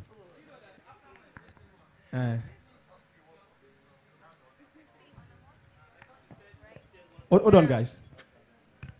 Okay, so I know most people here are partisan, but there are some issues that are very important. And the first one is the fact that... Not most people. Okay. We have core members there. Okay, so basically what I'm saying is there's everything wrong with the president of a country appointing the chairman of an independent election commission. The INEC should be an independent body, right? No, don't interrupt me, please. It's an independent body, and by all standard, the person that should appoint an INEC chairman should be independent of any office. so you don't feel indebted to who appointed you. That's one. Secondly, if I were a president of this country, if I were the president of this country, the things I would do are like, I would declare no medical tourism for public officials and their families. And then secondly, no educational tourism for public officials and their families, so we can fix the education system in the country to work for the children of nobodies, and then to also have a working healthcare system for everybody to benefit from. These are what I will do. All right, thank you very much. Wonderful thoughts, sincerely. Thank you, thank you, thank you very much. Please, again, can we put our hands together for ourselves, please? Can we put our hands together? Thank you. Thank you. This is just a question of thought that we should keep asking ourselves. What is it that we can do differently as citizens of this country? And at the meantime, I've rightly informed that we have the Deputy Senate President within this facility, but we still need to get set, get the signal, so for us to know when he's joining us. Media.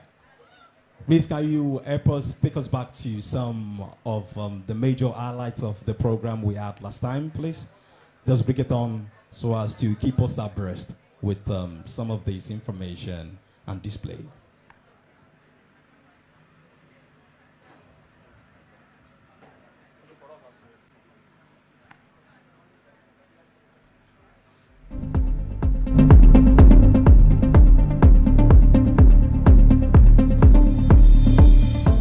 To host such an esteemed gathering of thought leaders, entrepreneurs, exporters, investors, trade professionals, and development partners.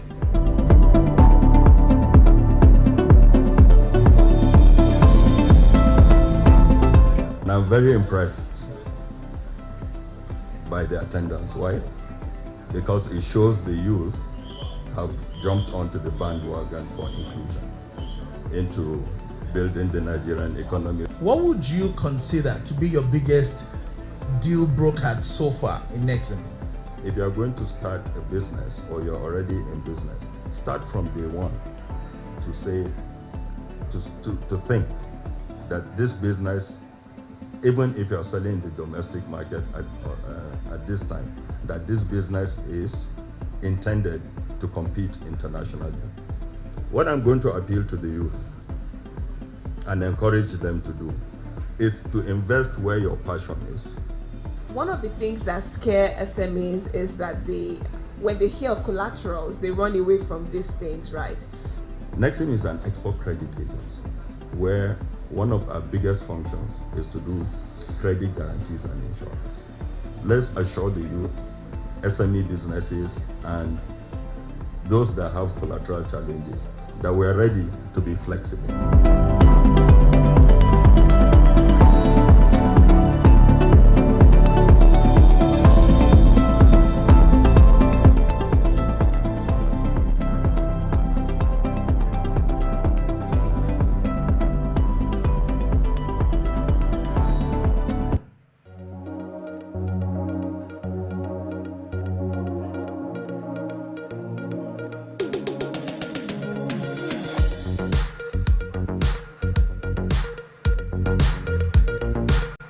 Part of what we do here at the Nest is to have conversations around who is the person that drives the politics, because your personality shapes the agenda that you push.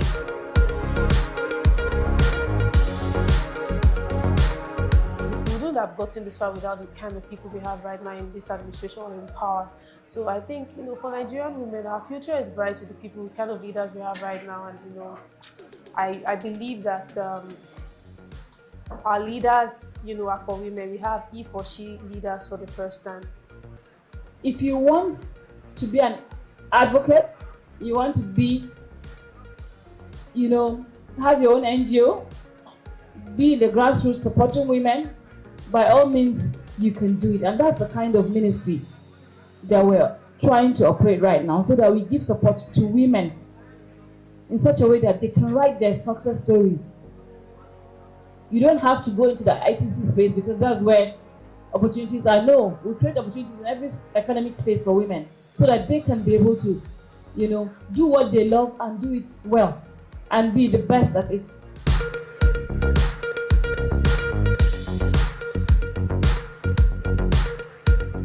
If other countries that are not even up to half of the population of Nigeria could give their women chances to become vice presidents, lead the assemblies, why can't it happen in Nigeria?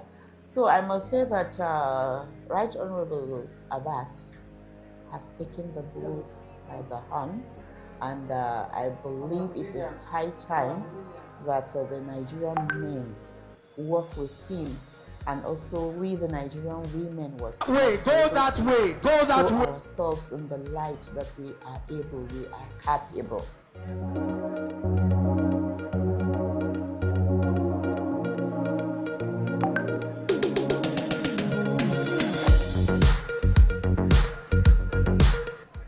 I'd like to encourage you to research around what is existing.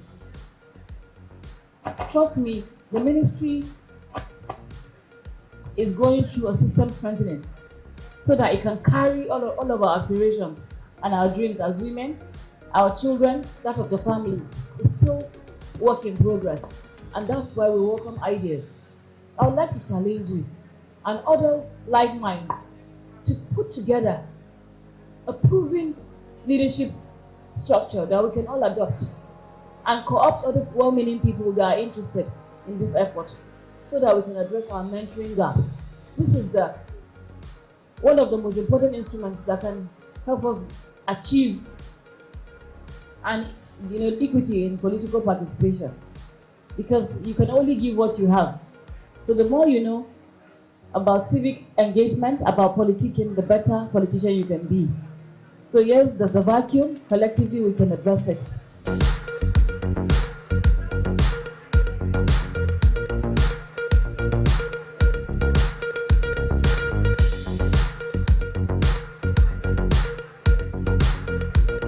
We're making history, a platform that would serve humanity, that will help to strengthen our democracy, that will help us in addressing the divide or the systematic challenges we face around women in the political space.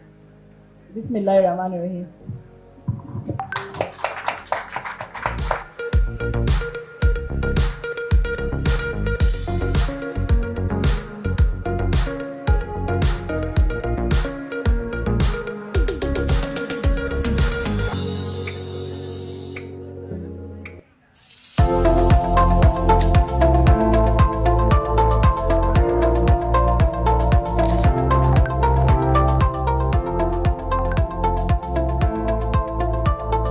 Having things like this go on in Nigeria, where youth can come together and share ideas, you can see how impactful it can be for a bigger Nigeria tomorrow. My Nigerian dream is a Nigeria that is self-sufficient in the basic commodities we consume, a Nigeria that is self-sufficient in energy, a Nigeria that is secure. As a youth, if you get this kind of privilege and opportunity, try to play your role exactly on the renewal of agenda of Mr. President Asiwaju Bola Ahmed Tinubu. Each and every one of us need to be an advocate, and that's one thing a lot of people are missing about ourselves. So I think the people. The speaker is coming.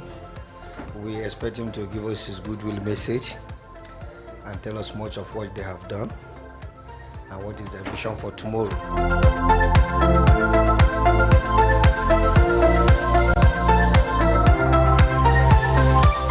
We are excited to have Mr. Speaker in our midst, and not just Mr. Speaker, but his own First Lady. I don't think that any National Assembly session or speaker has been as engaging with the young generation as. Let us give him a big standing ovation. He's the people's speaker. I am really elated to see the wonderful things that are happening in this particular building. I never ever thought, even when you told me about this particular initiative, that it is as big as it is. This is unprecedented in the history of Nigerian politics. So any government that does not take into account the welfare, the well-being, and the development of the youth is really wasting its time. No government can achieve much if the youth are not carried along. Speaker, you are a leader. You are a leader. You are a leader. You are a leader. All right, thank you, media. Thank you. Media, thank you. Can we please... Let us try media, can we pause that a bit? Sensitize. Thank you. All right, please let's kindly welcome Barrister Esther Iyang for her welcome speech.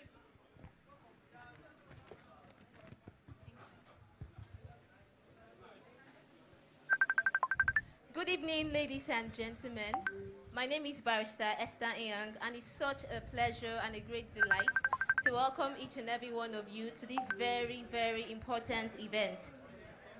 For those who are familiar with the work of the National Youth Wing of the All Progressive Congress, Africa's largest political party, you will agree with me that we are very intentional and deliberate about creating spaces where Nigerians can engage directly with policymakers and national leaders.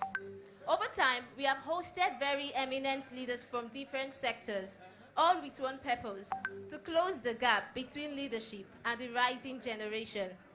This evening continues that mission, and we are especially delighted to be hosting the Deputy Senate President of the Federal Republic of Nigeria, His Excellency Senator Barau Jibrin. Ladies and gentlemen, if you look around this room, you will notice that the overwhelming majority of those present are young people. That is not by accident. It is a true reflection of who we are as a country. It is a reflection of the capacity, the readiness, and the determination of young Nigerians to lead. And when young people like you and I are given the voice, the mentorship, the opportunities to lead, transformation happens, because our identity is not defined by our age, but by capacity. If a young person in the house, can you shout capacity? Come on, one more time, shout capacity. Awesome. Ladies and gentlemen, tonight is not just another event. Rather, it is a moment to engage, to contribute, and truly be heard. It's an opportunity to ask questions that matter, to share ideas that shape development, and to take ownership of the Nigeria that we all want to see. So, as we engage with the highly loved and deeply respected Deputy Senate President of our dear country, I encourage us to do so with openness and clarity. Speak boldly, listen attentively, and think beyond the moment. Truly think beyond the moment. Once again, ladies and gentlemen, on behalf of the National Youth Wing of the All Progressive Congress, the biggest and largest political party in Africa, I warmly welcome you all.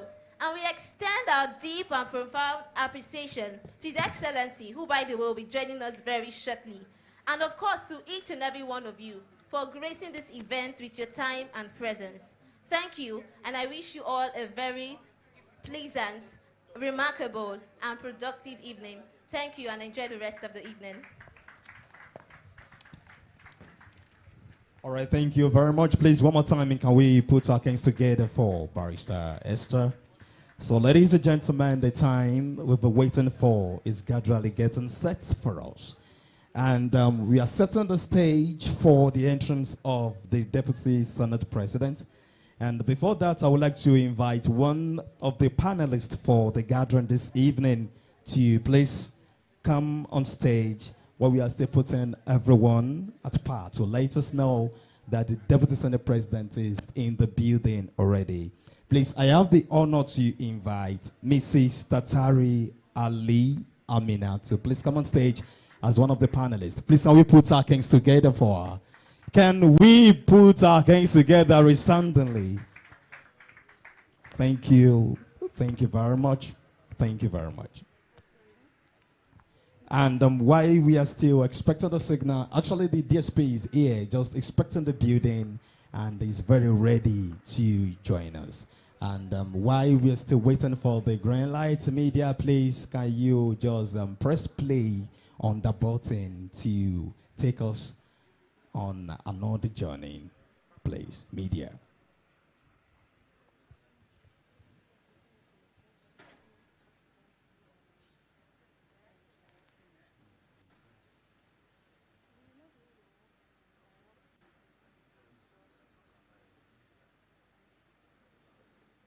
Party in the whole of Africa, the most youth inclusive party in the whole of Africa. God bless you all. SD, they have a prayer for you. Abdurrahman Denja wants to lead us in Islamic prayer. A'udhu minash shaitanir rajim. Bismillahir rahmanir rahim. May Almighty Allah, the way you grant us this time and this wisdom to welcome the first son of the president, the youthful president of our country, Sheikh Tinubu, may Almighty Allah take us back to our parent destination peacefully. May Almighty Allah.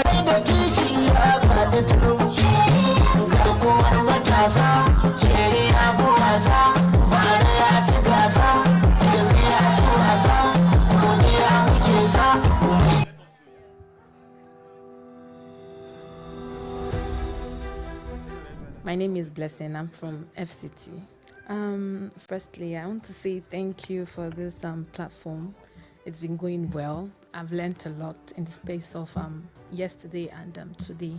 So it's a very nice innovation, and I will say kudos to the organizers of this platform, because there are many youths out there that are looking for what to do, but they don't have the income to pay for those stuff. So this is coming in handy and to go a long way. Sure. It's something I've been wanting to do. So when I saw this on Instagram, it was my friend that first saw it, and she was like, Blessing, this platform is here. So would you want to do it? And I said, yes, I will want to go. So I came all the way from Kefi for this program. So I'm happy. I'm very, very happy to be here. Sincerely, I'm very happy to be here, and I've learned a lot, and I'm promising you guys that I'll put it into work. I'll definitely go and do something. Baking can never be outdated, because it has to do with our daily livelihood. We eat every day and new stuffs come up. So even if now we have tech and all, we still have to do baking, because aside the old baking of cakes and all, we have new things that come up now, and they're really nice. I'll say they're doing a good job. Yes, I'll recommend them. I'll applaud them for that, because take it or leave it. Day by day, they get to youths one after the other. I was here for that an evening with the Minister of Women Affairs. So gradually they will get to people, and I would say they are doing a good job. Though sometimes it doesn't get to the grassroots level, but with this, if they continue like this and bring up other initiatives, I believe that we'll do better than where we are today. Please do well to attend, because I promise you, you will not go home empty. You will definitely learn something, because it's very, very nice. You will learn something. You will go home with lots of packages. It mustn't be monetary-wise or anything, but lots of packages on how to go about your business. If you have any business in mind, how to go about your business, what to do and what not to do, how to package, and how to put your business in place. Thank you, Honorable Dayo Israel. Thank you, APC Youth Wing. And thank you, President Bola Ahmed Tinubu.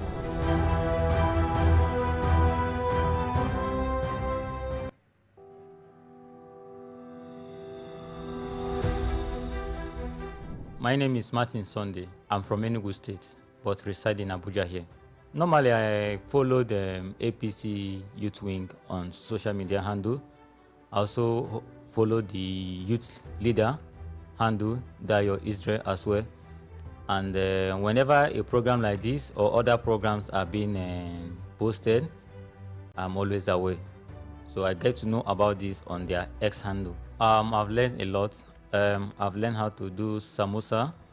I've learned how to do spring roll. I've learned how to do puff puff. Not only learning, but the basic things you need before starting doing that. So it was a very interesting class, and I really enjoyed it. I believe that after I'm through with this training, I should be able to do it perfect. Actually, this is not the first training I've attended that the national youth leader of APC and other people have organized here at the Nest Center. And every other one's been like the soap class, the diffuser class. I've been in all those classes, and I've been already practicing that. And this other one is also an added advantage, because so many events they do now, some of them don't actually need food. They just need something like chops, small chops like this. So even though there's no job everywhere, but you can actually use this as a starter up. You know, it's a very lucrative industry if you know how to do it and you know your market. So this will actually help me a lot, you know, in getting some finance in doing some other of my business. What I want to advise everybody is that there's no specific training that is meant for women or meant for men. This particular training is for both men and women. And when you come to hospitality, basically when you watch in maybe the chef and the rest, you see that more men are in those industries more than women. So tech is good, but you see that so many youth are crowded in tech. This is another money. This is where money is that people don't really know. So I will try to advise my fellow young men that are listening to me, and don't say, this is for women, or no, I can't do this. No, this is a very lucrative business if you really know your market and really know how to, you know, win the hearts of people on this. I've been in hospitality industry for a very long time. I've seen that so many people in that industry, so many of the customers there, they basically like testing male food more than the women. So I actually want to call on my fellow youths, which are men, to try and key in and learn how to do things like this. It's very, very important. It will really, really help them more than the tech they are thinking about. I keep on thanking the youth leader, Dayo Israel. I'm still thanking him and his team for doing a very wonderful job. This have never been seen or happened before in the history of a party. So I really want to say kudos to him, and God will continue to bless him. And I also want to ask him if it is possible or in his capacity to extend this to state level as well, so that those that cannot be able to participate in the national level can actually participate in the state level. I want to really thank him a lot for this very creative initiative. It's a wonderful class, a wonderful initiative, and I'm very, very grateful for being part of that. So I really want to appreciate him, thank him and his team for doing a wonderful job here. In the whole, I think in the whole APC structure, this is the Nest Center is the busiest center. Every day, every week, there's always programs. And nobody has ever come here and say, they are not entertained, or they are not, the class or whatever of the program is not educative, entertaining, and the rest. So thank him so much for that.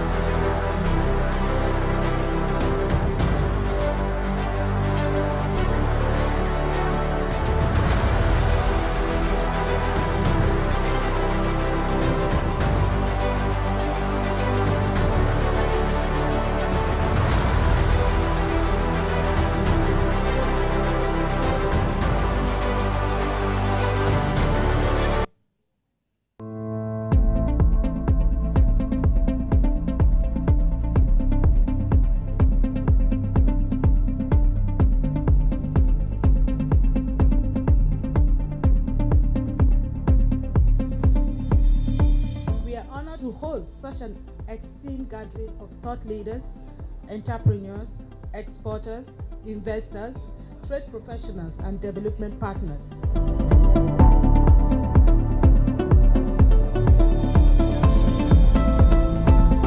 And I'm very impressed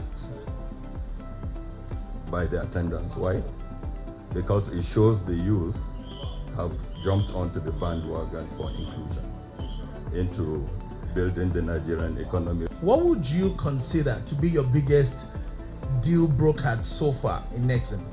If you are going to start a business or you're already in business, start from day one to say, to think that this business, even if you're selling in the domestic market at this time, that this business is intended to compete internationally. What I'm going to appeal to the youth and encourage them to do is to invest where your passion is. One of the things that scare SMEs is that when they hear of collaterals, they run away from these things, right? Nexim is an export credit agency where one of our biggest functions is to do credit guarantees and insurance. Let's assure the youth, SME businesses, and those that have collateral challenges that we're ready to be flexible.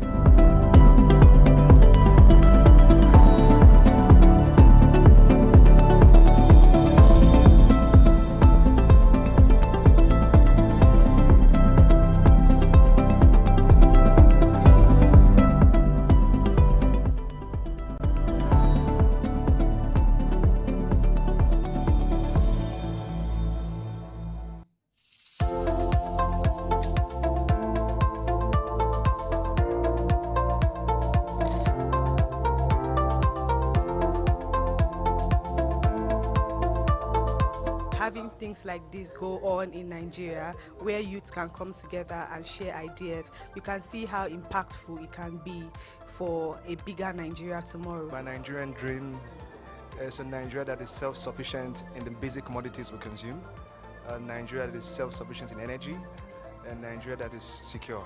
As a youth, if you get this kind of privilege and opportunity, try to play your role exactly on the renewal of agenda of Mr. President Asiwaju Bola Ahmed Tinubu. Each and every one of us needs to be an advocate, and that's one thing a lot of people are missing about ourselves. So I think the people.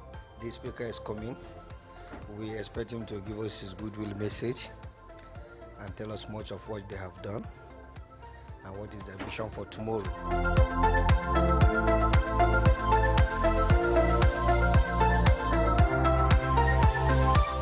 We are excited to have Mr. Speaker in our midst, and not just Mr. Speaker, but his own First Lady. I don't think that any National Assembly assembly session or speaker has been as engaging with the young generation as. Let us give him a big standing ovation. He's the people's speaker. I am really elated to see the wonderful things that are happening in this particular building. I never ever thought, even when you told me about this particular initiative, that it is as big as it is. This is unprecedented in the history of Nigerian politics. So any government that does not take into account the welfare, the well-being, and the development of the youth is really wasting its time. No government can achieve much if the youth are not carried along. Mr. Speaker, you are a leader. You are a leader. You are a leader. You are a leader.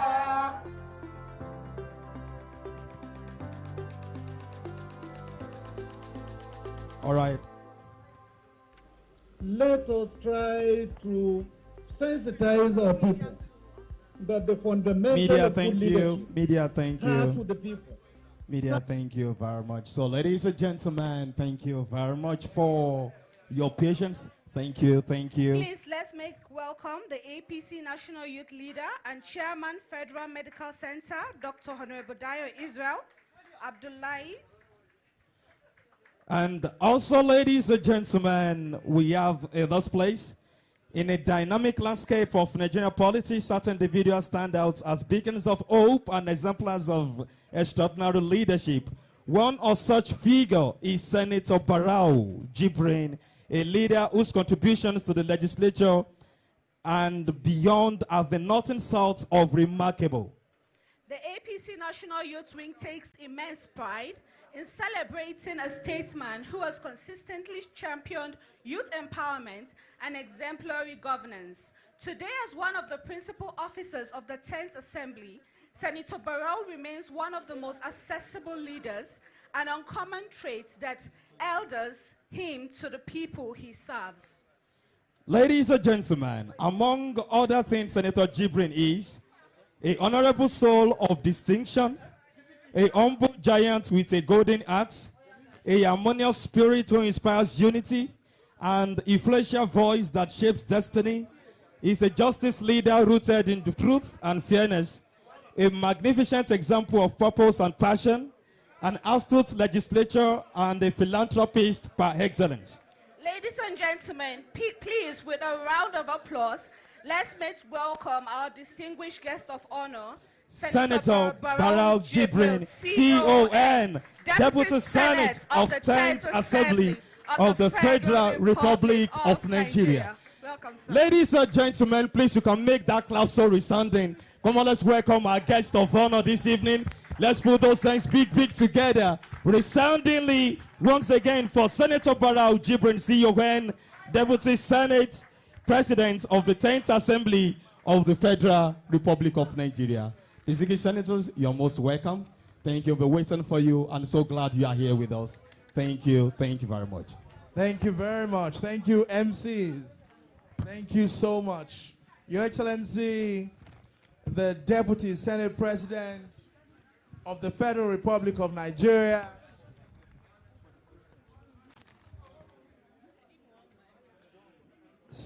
Distinguished Senator Jibrin Barau, the Malia, our own father and leader, is also accompanied here by another illustrious son of Jigawa State, a star of Jigawa State, Senator Babangida Hussaini. Please, another round of applause for distinguished Senator Babangida, Chairman, National Assembly Committee on FEMA. Oh, now Northwest Development Commission. Congratulations, sir. I wasn't informed. We also have 4 serving State House of Assembly members who are also here. Thank you very much. Please stand up for recognition, please.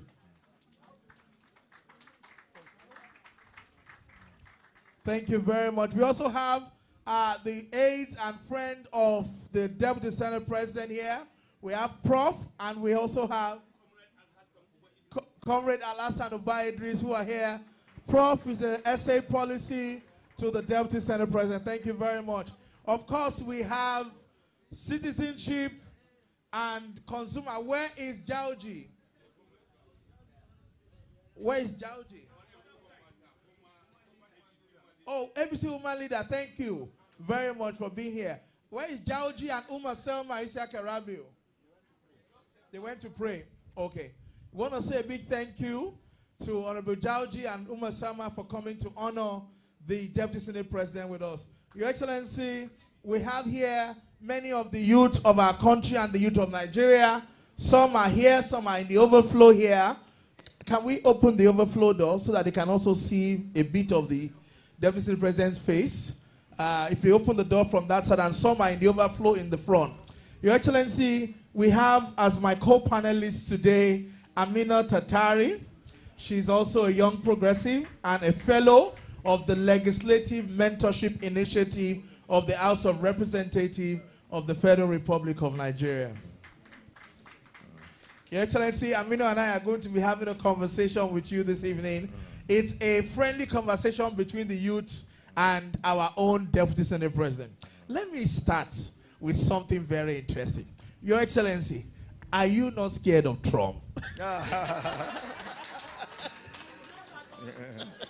Well, first of all, let me congratulate the National Youth Leader for what he has done in putting together this wonderful edifice. It's highly innovative. It's something that has not been done in the history of political party in this country. I said it earlier that the first day I saw him as the leader or the youth leader of our party, I saw the exuberance, the passion exhibited by him, and I thought right from then that he's going to be one of the greatest youths we ever had in this country. And he has not disappointed my line of thinking.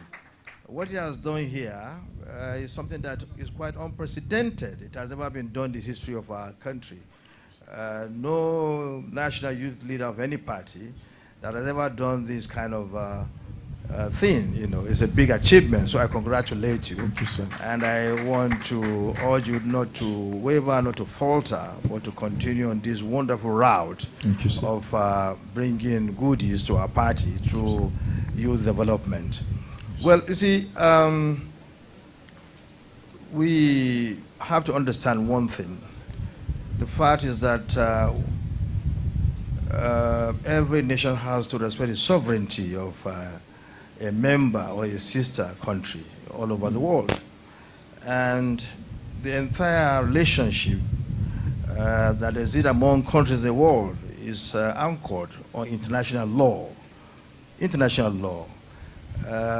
The world is a bit civilized now, and we are governed by the rule of law, rule of international law. If there's anything that any country feels about another country, the right thing to do is to engage that country through bilateral engagement to see how that could be solved. And if that is not okay, if the desired result is not gotten from the country that feels something wrong is doing, that is been done, sorry, because in the first place you have to respect the sovereignty of a sister nation. We don't delve into the internal affairs of a member country of the United Nations. It's a known rule, within the international legal system. And so, but if you feel that you have every reason, you can engage that country to a bilateral route. And if that is not okay, then you can approach the United Nations and you canvass your reasons why a country, probably you think that country is not doing well or is going against international law and whatever. So you engage the United Nations, and through the instrumentality of the United Nations, through the laws guiding the rules, and international law, there could be resolutions. It could be a resolution to engage that country, maybe through diplomatic means to stop what it's doing, or through military means. That's, to the extreme, that we're talking about going to the extreme. But for any country, when that is done, then of course there will be a coalition of nations, after several warnings, after several engagements. If that does not create the necessary result, then there could be a coalition of countries that are willing to go into such country to correct those wrongs in a military fashion. And that is back then, the entire scenario will be backed by resolution of the United Nations. But for a single country to now come and decide to attack a sovereign nation, that is quite not proper. It's against international law. We don't live like animals in the world. We live as civilized people. Right? And let me say, America is a friend and ally of Nigeria. I remember when I won election to come to National Assembly in 1999, or even before then, the Americans, they are our friends. They help us to put in place democracy in Nigeria. They give us support, right? And I can remember after we were able to democratize leadership in Nigeria, bring in democracy, I was one of those that got elected at the inception of the Fourth Republic, when I was elected to represent Taroni constituency, where Jaoji wants to represent now. Of course, they are fighting between there's a fight between two brothers, you know, they are fighting, you know, my other brother, Hafiz, you know. So that's where I represented. I was the first member of the National Assembly to come from that constituency. So when I won election, the Americans were the one who lectured us about democracy, about the need to respect international law, to have peaceful coexistence with other nations of the world. They came in. I remember the NDI came in to guide us, to give us guidance in terms of how to operate our democracy. They are our allies, all right? But for now, for the president of the United States to come in to say, oh, you are doing this and we are going to attack you, and our country, Nigeria is it's a disgraced country, this is quite unacceptable. Quite unacceptable. We feel that you should understand and then retract that statement and apologize to Nigeria.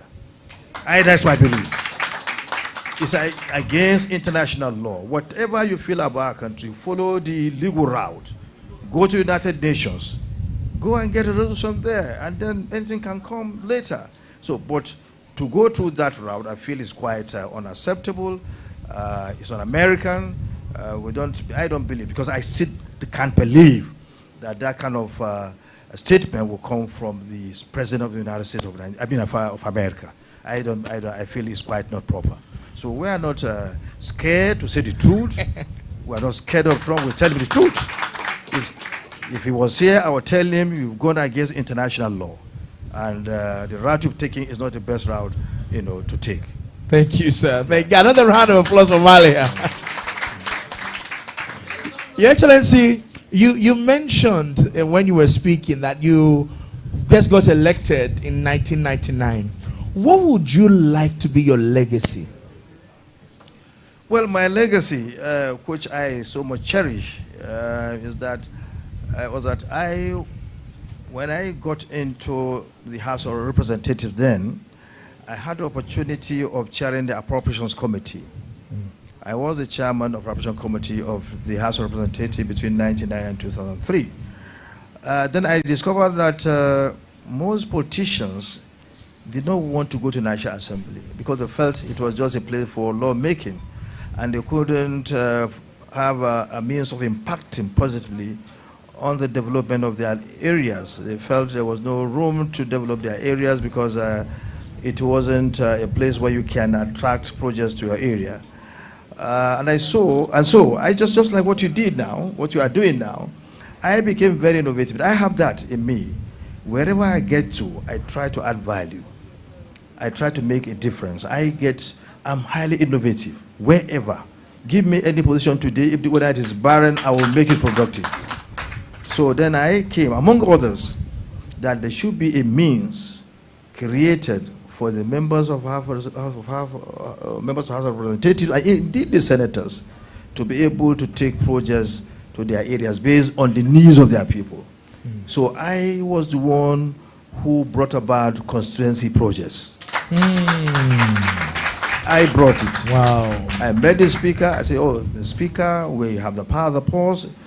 Well, yes, the executive has a latitude to bring the budget to us, but then we can add and subtract from whatever they submitted to us. So let's now create an avenue for members of House of Representatives, the senators, to bring in projects so that they can, get that implemented in their area. So the speaker sat down and said, oh, this is a very good proposal. Wow. Go ahead. Who was the speaker at that time, sir? It was Gali Umanaba. Oh. Gali Umanaba.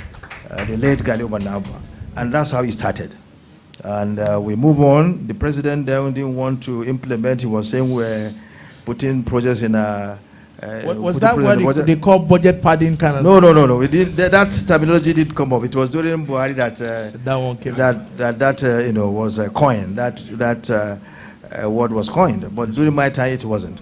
We're having a little bit disagreement with the president then, Olusegun Obasanjo, and every year I was able to put in project for members of House of Reps and Senators as constituency projects. Wow. But when I left, it became more institutionalized, wow. And then it is called Zona Inter.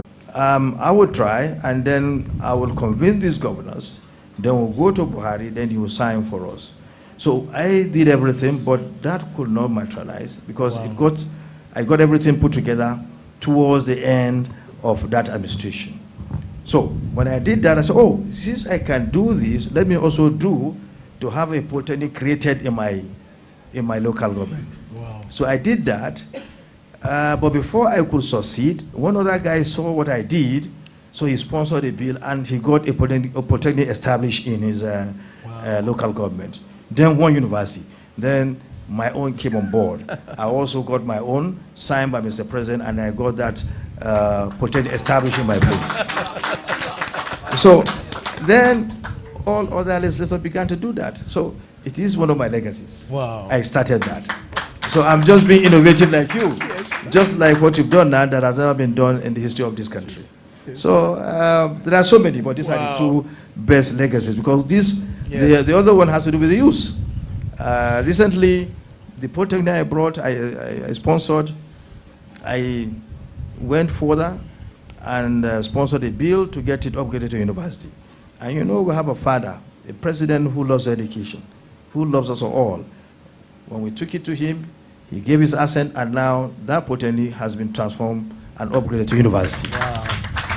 So, so many things, but these are few. Your Excellency, I think it's so great that we're having this conversation, and that's why we have an evening wait, because many times, you know, events and stuff, you don't get a chance to talk about this personal achievement. People talk about policies, but we want to know who is the person behind the policy. And you know, we're hearing so much tonight, Deputy. I'm sure we're hearing many of these things for the first time.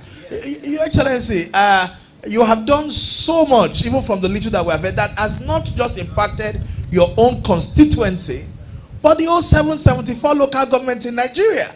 Because we have many communities now who are getting new roads because of constituency projects. They are getting street light because of constituency project. They are building bridges, hospitals because of constituency project. Sir, I'm the chairman of the board, the governing board of Federal Medical Center Abeokuta. We have about 4 new facility and building center Abeokuta because of constituency project. Senator Teju Osho brought the Muhammadu Buhari telemedicine hall to Federal Medical Center Abeokuta as a constituency project. Who would have thought that your idea was what gave birth to many of those? Another round of applause for DSP Jibrin. And youth leader, not only the federal legislature, it has now moved down to state legislatures as well. All the state assemblies are also given the opportunity to elect projects to be executed in their area. So it has gone round all over the country. Amazing, amazing. Before I go to Amina, get your question ready. I want to ask two more questions before I go to Amina, and then we'll go to the audience, because I'm sure they are yearning to ask their question. So don't worry, I'm coming to the audience. I think I'll ask my 2 questions together. Number 1, with all of this, Your Excellency, don't you think it's high time that Kano benefits from your intelligence, intellectuality, oratory skills, and capacity? Transformation? I'm just asking, sir. Just a simple question. Those in support of the motion say hi. Those against say nay. They are not here. The highs are here. Well, let me just summarize, because I know there's no time. You see, and it's still, of course, with him, because we have the potentials.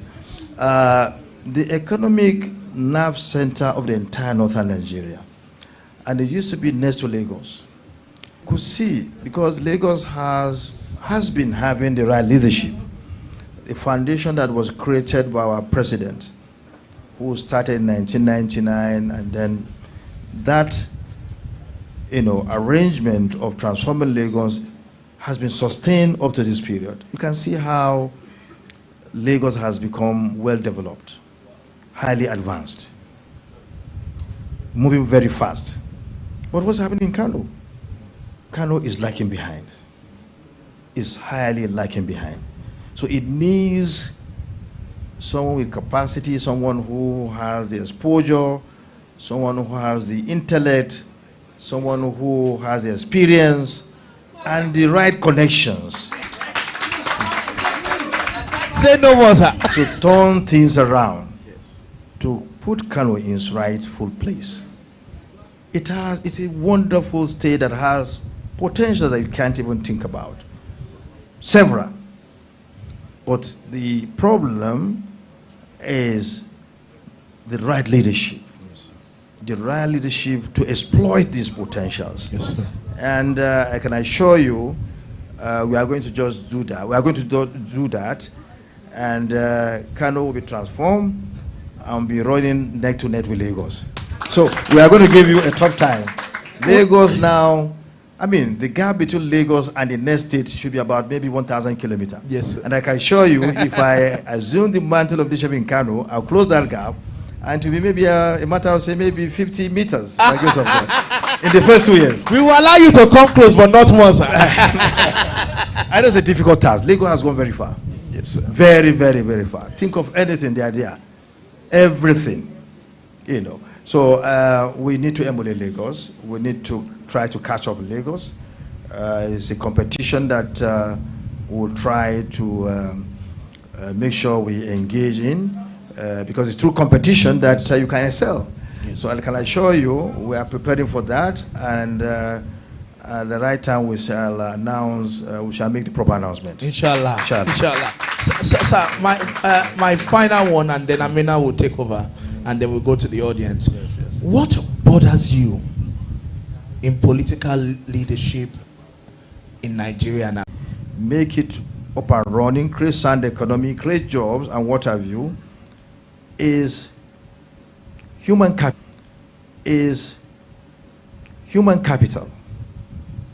Developing the youth, giving them the right education. Now, what is happening is that in several parts of Africa and even our country, this is not given the attention it deserves. But if we're able to give our youth the right education, quality education, we'll be home and dry. Yes. You can see the AI thing going on. Recently, I sponsored about 100 youth to go for further studies overseas. And people were very surprised when I chose that they should go to read AI. Then the issue AI was not really so celebrated as it has now become very common. People were asking me why. I said, I know what I'm doing. I know what I'm doing. And I said, okay, they should also study robotics. Now they are about to come back home with master's degrees in robotics engineering and artificial intelligence. Another round of applause, please. And as we speak, when you look around the world, you can see experts in AI, you know, receiving $200 million a year. And you can imagine if Mr. Babatunde or Mr. Mr. Ngozi or whoever is able to have that kind of job, takes that money to her place. What you can understand, you can begin to imagine what the impact she will create in her locality. Yes, sir. And when you take an example, let me just give you this example. Take countries that are really educated in, in modern technologies. Take, for instance, Taiwan. Taiwan does not have any mineral resources. They got nothing. What they have is the intellect. They manufacture chips and so on. But they are very rich. This is a country that has been, is facing the natural disasters, typhoon, tornadoes, and everything every year. But the fact that they have sound educational system, the population is well educated, particularly in modern technologies, they are one of the richest countries in the world. So, what is important, and what I feel is lacking, is the necessary support for human capital development, education. Yes. So my priority, and the priority I feel every government should have, is that of educating the youth of that country. Education, education, education, education. Thank you. Thank you very much. Your Excellency, it's an honor to have you here, and we're truly proud of all the good work you're doing.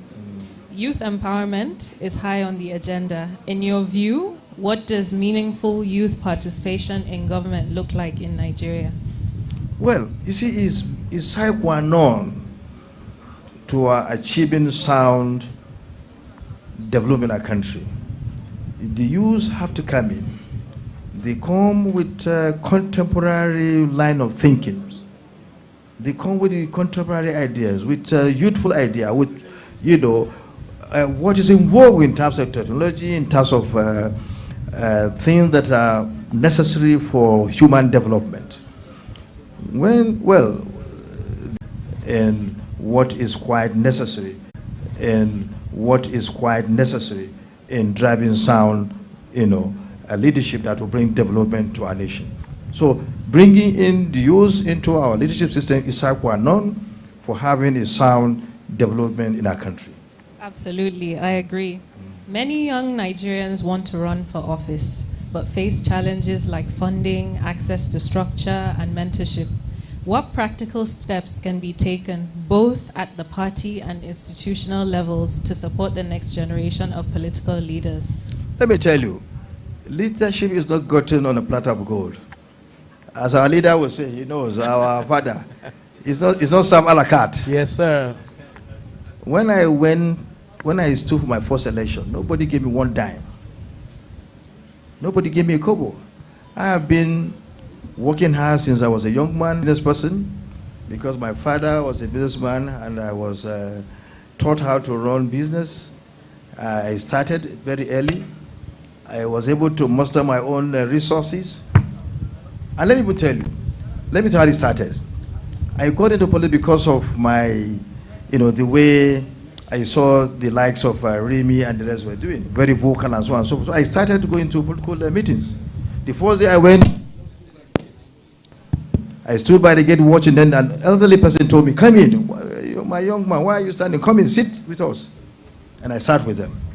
And before you know, because then the youth were not participating in politics, just like what we are experiencing now. I got in there because I was a student. Before you know that, I became a secretary of the party, of that chapter. And again, then they didn't have money. Whenever they wanted money, they will, whenever they wanted money for something, they will ask for donations. But because I was doing my small business as a young man, I would donate money, some amount higher than theirs. And before you know, I began to be influential within the party. So when I decided to run for election, nobody gave me a dime. I didn't go to ask anybody. I stood, I won. So the youth must stand up. They must fight. They must become productive. You must look for your own resources.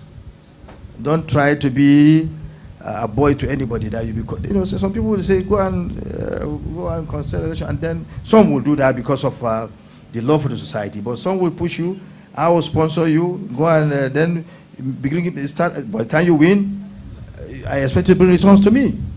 All right. So try to be resourceful, be productive, fight, and try to be on your own. And then, of course, people like us are the good Samaritans, the good people within the society will also support you. But before then, try to be resourceful, try to be on your own, try hard. With that, you can be anything in this world. Thank you. Thank you very much. Thank you, Amina. Thank you, Your Excellency. At this point, we want to move to the audience. I see a lady here. I'm going to start from this lady. Don't worry, we'll try to go around. Can I get a pen and a paper for His Excellency so that it can... Yes, we'll just take it together and then you write it down and you answer them together. Yes. Okay, can you give His Excellency? We don't get the chance to interact with His Excellency as much. So today we want to... and please, no introduction, no story. We already accept your protocol. He has accepted your greetings. We'll start from that. How many questions are we taking? No, I will take it by the Spirit. All right. Take it, give it to that lady. I'll tell you who to take. Good evening, the Deputy Senate President. Okay, so I'll just go straight to the point. First is to commend the efforts that we all saw yesterday. As someone that has been working around gender issues, I would say on behalf of all civil society organizations, thank you very much for the bill you passed yesterday. That's one. The bill is to protect sexual and gender-based violence issues in tertiary institutions. Now, I have a question, and it's regarding this CPC designation. We all know that 26 months on since the beginning of this administration, we have no ambassadors abroad. We don't have ambassadors in the major countries and the UN permanent representative. And that has contributed to this recent narrative. So what's the going question? around. So my question is, what is the Senate doing to ensure that these ambassadors are appointed timely? Thank so that you. we can control our Thank you. narrative? So we can take others. Thank you. I'll take that gentleman next to her. I can't take all the questions. I'm going to be very specific. Yes. Hello, everyone. Straight to your question. Don't greet. My name is Comrade Kasim Abubakar. Question. Most of the local farmers in Nigeria are running a loss as a result of flood disaster, high rate in the price of fertilizer, and in some part of Northwest by drought.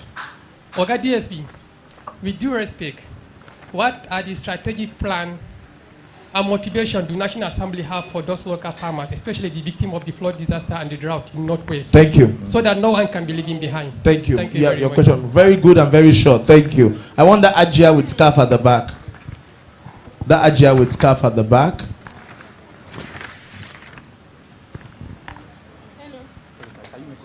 I would like to commend the President's renewed hope agenda towards his effort to promoting justice and inclusion. Thank you. When the president comes, you do that one. Go straight to your question. We are urging the office of the Deputy Senate President and the Senator Hussein Babangida to follow in line to support that constituency with legal aid and rehabilitation for persons in prison due to their inability to pay debts. Are you from Jigawa? I'm from Kano. Oh, okay. So for their inability to pay debt or pay for legal representation. Thank you, sir. Thank you. Thank you. Great question. I want to quickly recognize the former national youth leader of the party, the former member of the House of Rep, my own brother, Lado, Honorable Lado Suleja. Thank you very much. And I see some other former national, former deputy national leader is also here, and all of that. Yes. Excellency, good evening. My name Oga, is... first to the question, because I didn't even give you the mic, but go ahead, ask. Go ahead. It's just a comment. My name is Judah Bugu. I'm a first-class political science, first-class graduate from University of Nigeria, Nsukka, and I'm currently serving at the National Assembly. My comment, calm down. My comment is this. I've listened to you, and I've been at the Senate Gallery, and I've witnessed you firsthand of what you're actually doing, especially how you handle your question. Your comment. The debate and the discussion regarding the bills, especially the harassment bill, sexual harassment in universities and all that. My request here is that I've been thinking, I've been motivated, and I want to, if given the opportunity or the chance, to work in your office during my service here at the National Assembly. Is that what you came here to do? All right. Wait, honey. There are some youth from Kano that said they have a question. Youth from Kano. Oh yes. So we fix okay, no, not you. Where are they? Zubair, where are they? Okay, they are not here. Final question. Yeah, fine, I don't do. Oh yeah, let's ask this lady. Let's take a lady. Good evening. Give me. Mine is not a question. Mine is a comment. Thank you very much for your leadership. I followed at plenary and I see how experienced and matured you are. I am Blessing Amajama from JAMA Initiative, and recently I have been officially accredited by UNFCCC to attend COP30 in Brazil next week. Knowing how it is very important for climate finance, youth innovations and policy to be at the helm of negotiation in COP. I am also, you would also agree with me about where Nigerians stand in net zero investment plan right now. So I am seeking for travel support and participation. Thank you. So he has heard your question. Please, that guy in front of you. No, boss, that one in front of you, yeah. Good evening, everybody. Yeah? Yes. My boss here. That's the last one I'm taking. Deputy Senate President. We need your assist to support us. We are youth for Abuja here from Kano. We have youth from Kano, Abuja, Jigawa, Niger State. Thank you. He has gotten your comment. We need your assistance. No problem. No problem. But you know what you have to do to get assistance. You have to first go to Kano and go and mobilize all the youths. Get them that 2027 Malia. Are you ready to mobilize? Are you ready to work? Are you ready to deliver? Then I'll pass your prayer request to the Deputy State President. Go and sit down. Thank you. Some of the written questions will be passed to the APC youth leader. No, we can't take any more. Just give me the written one. You people are not asking questions. You are making requests. Well, so thank you very much. Let me okay, about the appointment of ambassadors. You know, is something that falls within the purview of Mr. President. And you know, every president, whenever a president comes on board, he will study everything that has to do with his administration. And I know that the president has been working very hard to choose the right people to be our ambassador over the country. And very soon, I'm sure he will announce their names and he will submit their names for screening and approval to the National Assembly. The president is working very hard to get that done, and I'm sure very soon that will be done. There's Mr. Kabir Abubakar. He talked about flood and the need to help farmers with fertilizer in the northwest Nigeria. This is something that the president, immediately he was elected, he was sworn in, he came in to assist farmers in Nigeria with fertilizer. Several thousands of trucks were distributed to farmers. And state governments are also doing well in that direction.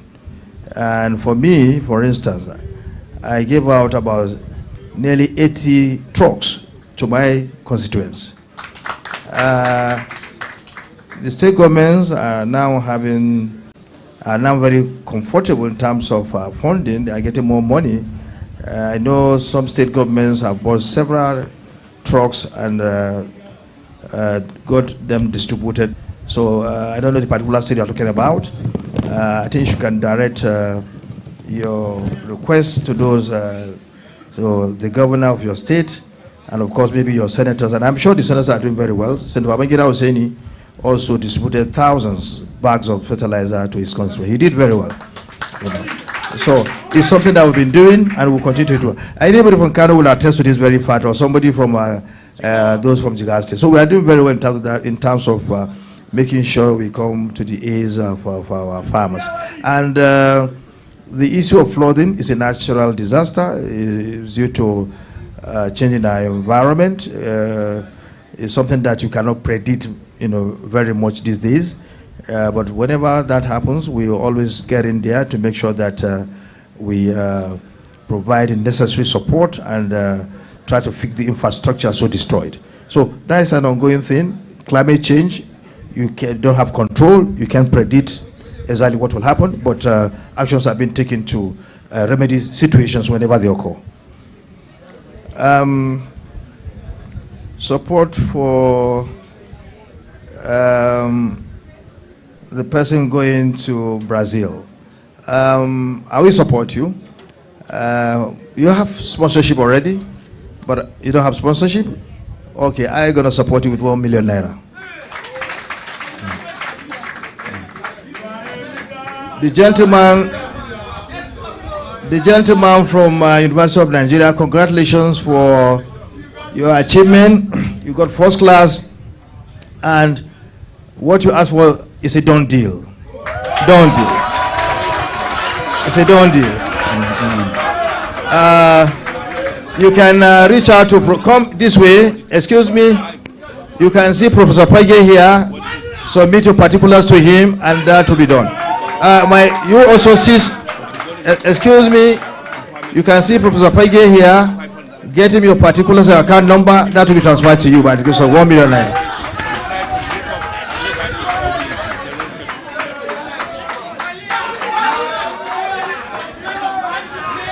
Ladies and gentlemen, please finish low. Excuse me, someone to the lady that asked for us to embark or try to get in to support our constituents in terms of their legal trouble and so on and so forth. This is what we've been doing. We have been doing that. We've been helping those who are indebted for reasons beyond their control. We also get into prison to pay fines for people, and we shall continue to do that. It's something we've been doing, and I can assure you we'll continue to do that by the grace of God. And last but not the least, the youths from Kano and the Northwest, look at them over there. They know we'll be helping them, and we shall continue to help you. We shall continue to help you. You know we'll be helping you. We'll be helping you, right? So we shall continue to help you, inshallah. So thank you very much. Thank you, Your Excellency. We have this gift, sir, for you, sir. Okay. Sit down, everybody. Sit down, please. And we want you to hold this in your office. And we also, in January, we gave you an award, but we haven't presented it. And so we are honored, sir, to present to you the award for outstanding service to the legislature of the Federal Republic of Nigeria. Can we have the honorables who are in the first row to join us? Where is Senator Bangida? Okay, yes, sir. Yes, sir. Where is Lado? Sir, maybe we should move up, sir. Sir, we should step up, sir. Please, can you step back? Can you step back a bit, please?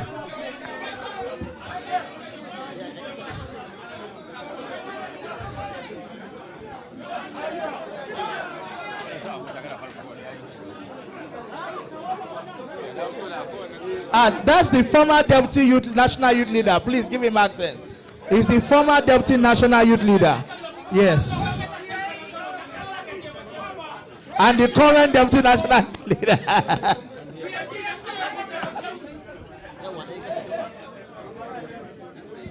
Your Excellency, for your service to the people of Nigeria, for the contribution you have made between 1999 and now, that has led to innovation in the legislature, that has impacted development in local community through constituency project nationwide, through upgrade and increase in academic institutions in Nigeria, for all the impacts you have made for women, youths, and people with disabilities in Nigeria. We present to you this outstanding service to the legislature award, Your Excellency, by the youth of your party, and we hope that this will motivate you to do more, even as we follow you to Kano by the grace of the Almighty.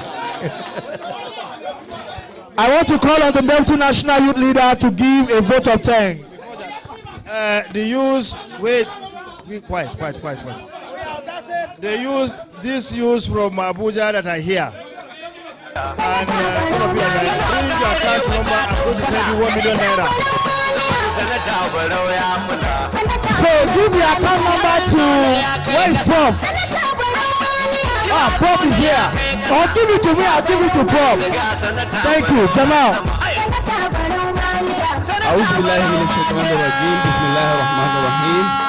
I would like to use this opportunity on behalf of the APC National Youth Wing, under the leadership of our leader, Honorable Barau Jibrin, all our journalists that are here, the statute leaders, and all the support group leaders that are here to...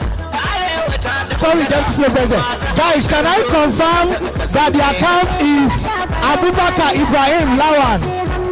Is that the one you are supporting? Abubakar Ibrahim Lawan. Money point. Okay. I want to use this opportunity to thank our leader, our Oga from the Northwest and nationally, His Excellency, the Deputy Senate President, Dr. Barau Jibrin. The future incoming, inshallah, I will not conclude, but you know what I'm talking about. Inshallah, he's coming and he will come. We thank him for what he has been doing for the youth, We thank him for what, personally, I would like to thank him for what he has done for our APC zonal youth leader, Honorable Abu Hamid Oscar. Oscar is one of the first few youth leaders we have in the party who got appointment under this administration, and he has been appointed by His Excellency Senator Barau Jibrin as his SLA. Please, let's put our hands together for him. As you can see, wherever he goes, goodness goes there. He came here, before you know what is happening, he has already taken in one of the core members that has been doing well for us here at the APC Youth House. Also, there is money. He has supported so many of our youth. On behalf of all of you, we are tendering our appreciation to him. Thank you very much. May God Almighty Allah continue to uplift you, continue to show you the way. We are with you 100%. Thank you, sir. Thank you. Thank you. Shall we sing the national anthem? The national anthem. Media, please, can you play the national anthem, please?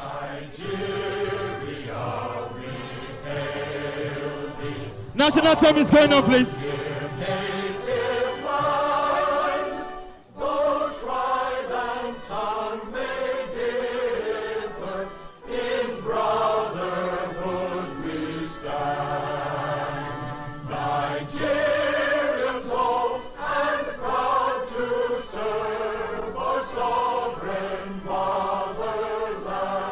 Thank you and God bless you. Please share the videos from this event on your social media platform.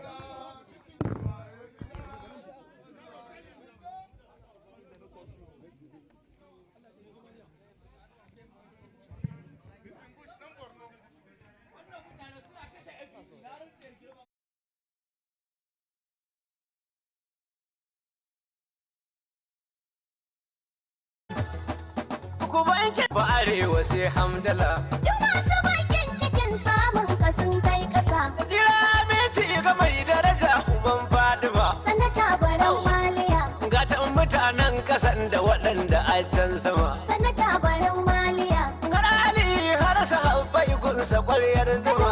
Arewa sai hamdala. Har ma sharifai muna layin su a bisa. Sanata Barau Maliya. Ko ba Arewa sai hamdala. Duk masu bakin cikin samun kasun kai kasa. Wa ina dalilin da kwano ke da haushin bado. Sanata Barau Maliya. Kifi da kazuka yana burge ta sai dai ido. Sanata Barau Maliya. Na sai kuli zan ci zo gala in ji dadin kwado. Kano ta Arewa sai hamdala. Ina da hujjar karin maganar ka sai na fasa. Sanata Barau Maliya. Ko ba Arewa sai hamdala. Duk masu bakin cikin samun kasun kai kasa. Kaya da kai babu mai daukar su sai dai wuya. Sanata Barau Maliya. Jirgi ko ka saya tuka shi sai ka iya. Sanata Barau